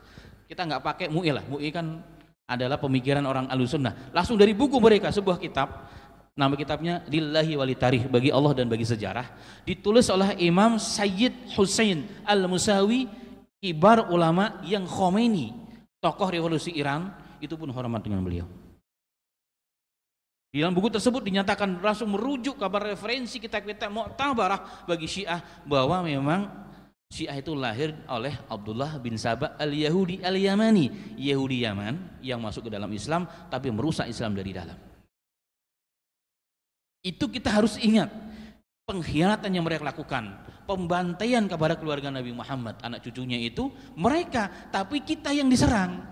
Ini Karbala nih, kasus Karbala 10 Muharram nih jemaah sekalian, di mana saya lama hidup dengan bertetangga dengan orang Syiah di Pakistan. Tahu betul bagaimana ciri mereka dan bagaimana karakter mereka. Di hari-hari ini hari-hari Syiah orang bilang di sana. Jadi kita orang Ahlussunnah akan dibantai habis, nggak ada masalah. Karena kalau kita dibunuh yang dapat pahala syahid mereka. Jadi masjid-masjid kayak gini nih, itu pasti akan dijaga oleh tentara polisi di sana biasanya. Karena takut tiba-tiba dibom. Saya hampir 4 kali Pak mau di, Masya Allah, ngeri sekali. Dan mereka kasus Karbala itu kan kasus pembantaian kepada Hussein plus 72 keluarga Nabi Muhammad, anak cucunya Nabi Muhammad dibantai oleh siapa? Oleh Syiahnya Ali. Oleh pendukung Syiah itu artinya pendukungnya Ali dalam perang Siffin. Mereka pula yang membantai anak cucunya Ali bin Abi Thalib, jemaah sekalian. Makanya ketika Hussein ingin pergi dari Mekah ke Karbala karena ada surat, ya Husain kamu kemarilah kami baiat. Apa kata sahabat-sahabat yang ada di Mekah? Wahai cucunya Rasulullah, bapak kamu Ali dipanggil ke Irak, ke Baghdad, dibunuh oleh mereka. Kamu pun pasti akan dibunuh, walaupun ngakunya kali mereka cinta kamu. Tapi sekarang yang disalahkan siapa? Kita yang disalahkan, katanya kita yang membunuh, padahal mereka yang membunuh, jemaah sekalian. Itu satu. Kemudian mereka sendiri menyatakan kalau bukan pengkhianatan orang-orang Syiah, daulah terakhir kerajaan Islam terakhir yang di Istanbul itu nggak akan runtuh sampai hari ini. Pengkhianatan yang dilakukan oleh yang terjadi pada dinasti Abbasiyah itu oleh orang-orang Syiah, jemaah sekalian. Bahkan dalam sebuah kitab, kalau bukan pengkhianatan orang-orang Syiah, orang-orang Eropa hari ini sudah baca Quran. Ini sejarah yang tidak bisa kita pungkiri. Kemudian kita ingat juga hadis Nabi Muhammad. Sebelum kita simpulkan tadi yang disampaikan Nabi Yo, agak waktu saya percepat dikit. Ada dua hadis yang menjadi pegangan kita. Itu hadis akhir zaman. Rasulullah mengatakan bahwa nanti Dajjal akan muncul dari kampung namanya Yahudiyah. Hadisnya sahih, dari provinsi namanya Asfahan. Dajjal, fitnah paling besar di akhir zaman, dengan dikawal 70.000 pasukan elitnya Dajjal dari kalangan Yahudi. Datang dari mana jemaah? Asfahan. Asfahan di mana sih? Provinsi tengah di wilayah Iran. Bahkan dikenal dari zaman dahulu kota Yahudi. Di sana banyak sinagog. Laporan Tempo 2024 sudah 31 lebih sinagog di sana. Sinagog tempat masjidnya mereka lah, kalau kita kan masjid, kalau mereka sinagog namanya. Itu membuktikan semua, ya kan. Yang kedua, hadis akhir zaman juga, ketika umat Islam sudah dipimpin oleh pemimpin yang ditunggu-tunggu oleh umat Islam, yaitu Muhammad bin Abdullah Al-Mahdi Al-Muntathar. Nanti kekuatan Islam akan melakukan konspirasi militer dengan siapa? Romawi dalam pada hadis. Romawi itu maksudnya adalah orang-orang Nasrani. Untuk apa? Untuk menyerang Persia. Di zaman Nabi Muhammad belum ada Iran, adanya Persia. Nah, hari ini wujudnya Persia itu apa? Iran. Iran itu siapa? Syiah. Nah, dari situ ulama mengatakan, dari hadis ini yang terakhir tadi saya sebutkan, ada dua hal penting. Yang pertama, ini dinubuahkan oleh Nabi kita Muhammad SAW bahwa negara Persia alias Iran akan menjadi kekuatan yang besar di akhir zaman. Negara yang sangat kuat dari segala hal. Dan untuk menundukkan kekuatan ini, orang Islam harus melakukan konspirasi militer dengan Eropa untuk menghancurkan mereka. Baru kita perang dengan mereka dan Allah menangkan kita. Nah, kembali kepada pertanyaan, lalu apa yang sekarang sedang terjadi di panggung dunia ini? Apakah ini sandiwara? Apakah ini kebetulan? Wallahu alam bisawab. Karena asal muasal negara Zionis Yahudi sama juga dengan asal muasal orang-orang Iran alias Syiah. Artinya mereka sedang perang saudara. Apakah tidak mungkin mereka bisa aja mereka berubah? Ya, semoga apa yang dikatakan oleh pemimpin Khomeini sekarang ini mengatakan kalian tidak boleh mencaci maki sahabat, semoga benar dan bukan takiyah. Semoga benar dan bukan takiyah. Ini memang perlu kajian khusus tentang Syiah ini sebenarnya, ya.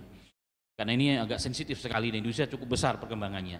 Semoga itu bukan takiyah. Takiyah itu apa? Jadi prinsip Syiah itu boleh nipu orang. Itu takiyah, menutupi kebenaran. Jangan kamu bunuh ya, dari belakang ditusuk.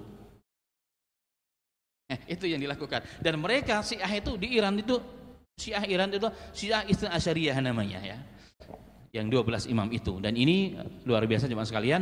Ya, kita doa kepada Allah semoga apa yang dilakukan oleh Iran dan Houthi ikhlas karena Allah, sehingga dengan perbuatan baik itu menjadikan hidayah bagi mereka untuk kembali kepada jalan yang benar sebagaimana yang kita harapkan. Jadi mereka kembali kepada Ahlus Sunnah wal Jamaah, karena hukum kepada mereka juga tidak sama, kecuali kepada tokoh-tokohnya yang telah mengetahui kebenaran tetapi mereka tidak mau kembali kepada jalan yang benar, jemaah sekalian. Karena sekali lagi, kenapa MUI mengatakan hati-hati, waspada dengan ajaran Syiah?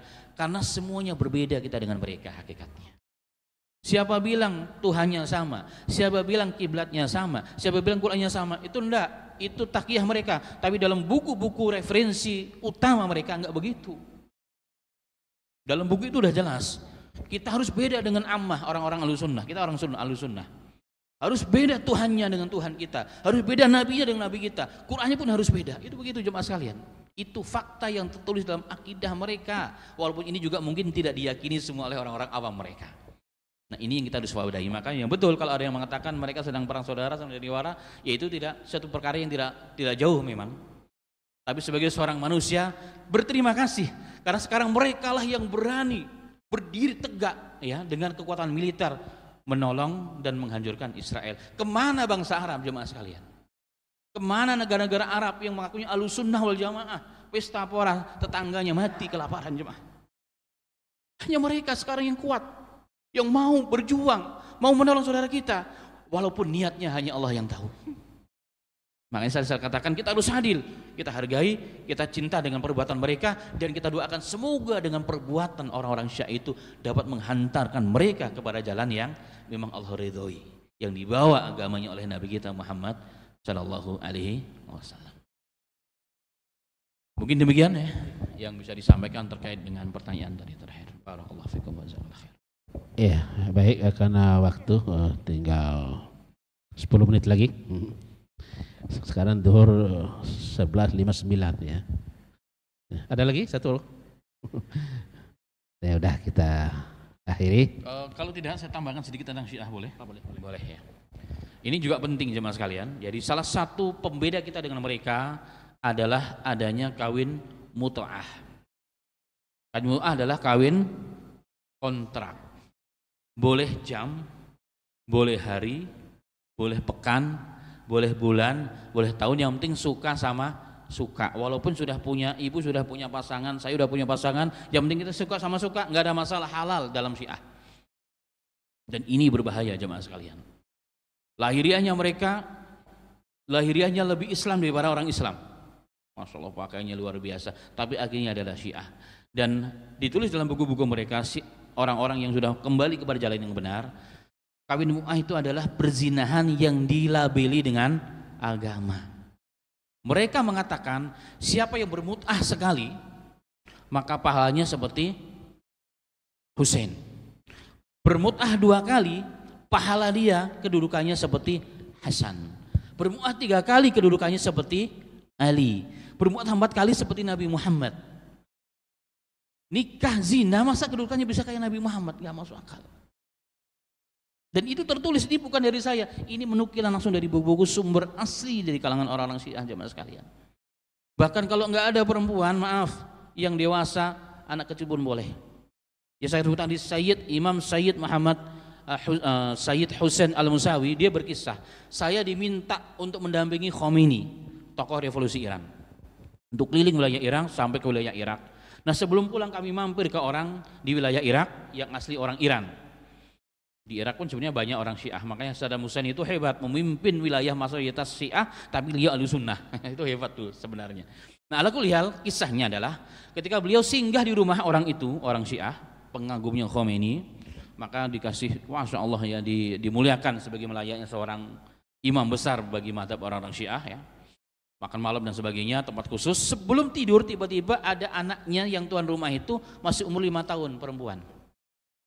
Imam Khomeini mengatakan, wih cantik ini anak kamu bro. Iya anak aku katanya. Boleh temenin aku untuk mut'ah malam ini? Oh boleh, silakan. 5 tahun jemaah sekalian. 5 tahun. Penulis kitab ini yang kemudian keluar dari Syiah Salah Sunnah kan karena perbuatan ini. Saya melihat, saya mendengar, karena kamar Khomeini itu di samping kamar saya mendengar teriakannya anak kecil ini di malam hari. Karena dimutahi oleh si Imam Khomeini. Setelah di pagi hari kami dikasih sarapan oleh tuan rumah ya. Imam Khomeini melihat mukaku tidak suka dengan perbuatan tadi malam. Dia ngetes saya. Ya Imam katanya, bagaimana pendapatmu tentang hukum mut'ah anak kecil? Aku kukatakan, kali orang pintar juga, hukum bersamamu. Anda lebih paham karena Anda telah melakukan, tapi saya tidak melakukan. Masya Allah. Jemaah sekalian, ada kisah yang lain lagi, kasusnya juga mirip. Imam yang lain tapi kisah dari seorang ibu-ibu itu begitu terkejut melihat anaknya, gadis yang selama ini dijaganya, pulang-pulang hamil, setelah beberapa bulan hamil. Akhirnya ditanya, kenapa aku bisa hamil? Kenapa? Mut'ah dengan Imam Fulan ketika datang kemari. Saya dapat alhamdulillah giliran diminta dengan hormat, bagi mereka kehormatan. Ya, anak yang lahir dari mut'ah itu diharapkan jadi imam. Saya dimut'ahi oleh Imam Fulan. Ibunya hampir pingsan. Kenapa? Ya anakku, ingat nak, itu tuh bapakmu. Dulu ketika imam itu kemari 30 tahun yang lalu, 25 tahun yang lalu, ya, atau 15 tahun yang lalu, ibu dapat diminta untuk bermut'ah dengan imam itu. Kamu lahir nak, kamu sekarang bermut'ah dengan bapak kamu. Masya Allah. Saya punya teman, seorang ulama Pakistan. Beliau punya teman, seorang ulama juga. Bapaknya ini punya teman orang Syiah. Di bulan-bulan Muharram ini jemaah sekalian, ya, ada kawin mut'ah namanya, dilakukan di masjid. Dan kalau lagi mut'ah setelah sholat isya dimatikan lampu, nggak boleh mengisyaratkan apapun, sehingga yang kita mut'ahi malam itu di masjid itu kita nggak pernah tahu dirinya, bahkan suaranya nggak boleh. Si bapak ini kan orang terkenal, terpandang, dia penasaran karena dalam akidah mereka hasil mut'ah itu barokah, kalau lahir diharapkan menjadi imam besar. Itu bagi akidah mereka. Maka dia penasaran, diam-diam dia melanggar aturan yang dilakukan oleh pemimpin di situ. Diambil cincin di malam hari ketika kamu sedang mut'ah, karena lampu gelap, gak boleh ngomong sedikit pun. Dimasukkanlah cincin tersebut ke dalam jarinya, supaya ketahuan. Nah, ketika di pagi hari orang masih tergeletak semua, hidup lampu dikeliling. Begitu terkejutnya ketika cincin yang dimasukkan ke jari seorang perempuan itu adalah putrinya sendiri, jemaah. Maka dikatakan, la ilaha illallah, ini bukan agama. Maka dia tinggalkan ajaran Syiah, dia sekarang menjadi Ahlus Sunnah. Itu bahaya mut'ah, jemaah sekalian. Mau keturunan kita jadi seperti itu? Tentunya kita sebagai orang yang waras, yang nggak perlu muslim kalau bab ini, manusia yang waras pun pasti akan menolak. Dan mereka bukan legalitas, bahkan dilegalisasi dengan nama agama, nama hadis-hadis bahkan, tapi itu semua palsu dan itu diharamkan oleh Islam dari semenjak perang Khaybar. Betul, mut'ah dulu dibolehkan dan ada aturannya, tapi diharamkan kemudian oleh Nabi Muhammad dalam perang Khaybar bersama diharamkannya khamar oleh Allah Subhanahu wa taala. Itu demikian ya, sebagai tambahan tentang bahaya pemahaman Syiah terkait dengan mut'ah. Na'udzubillah min dzalika, semoga Allah selamatkan kita.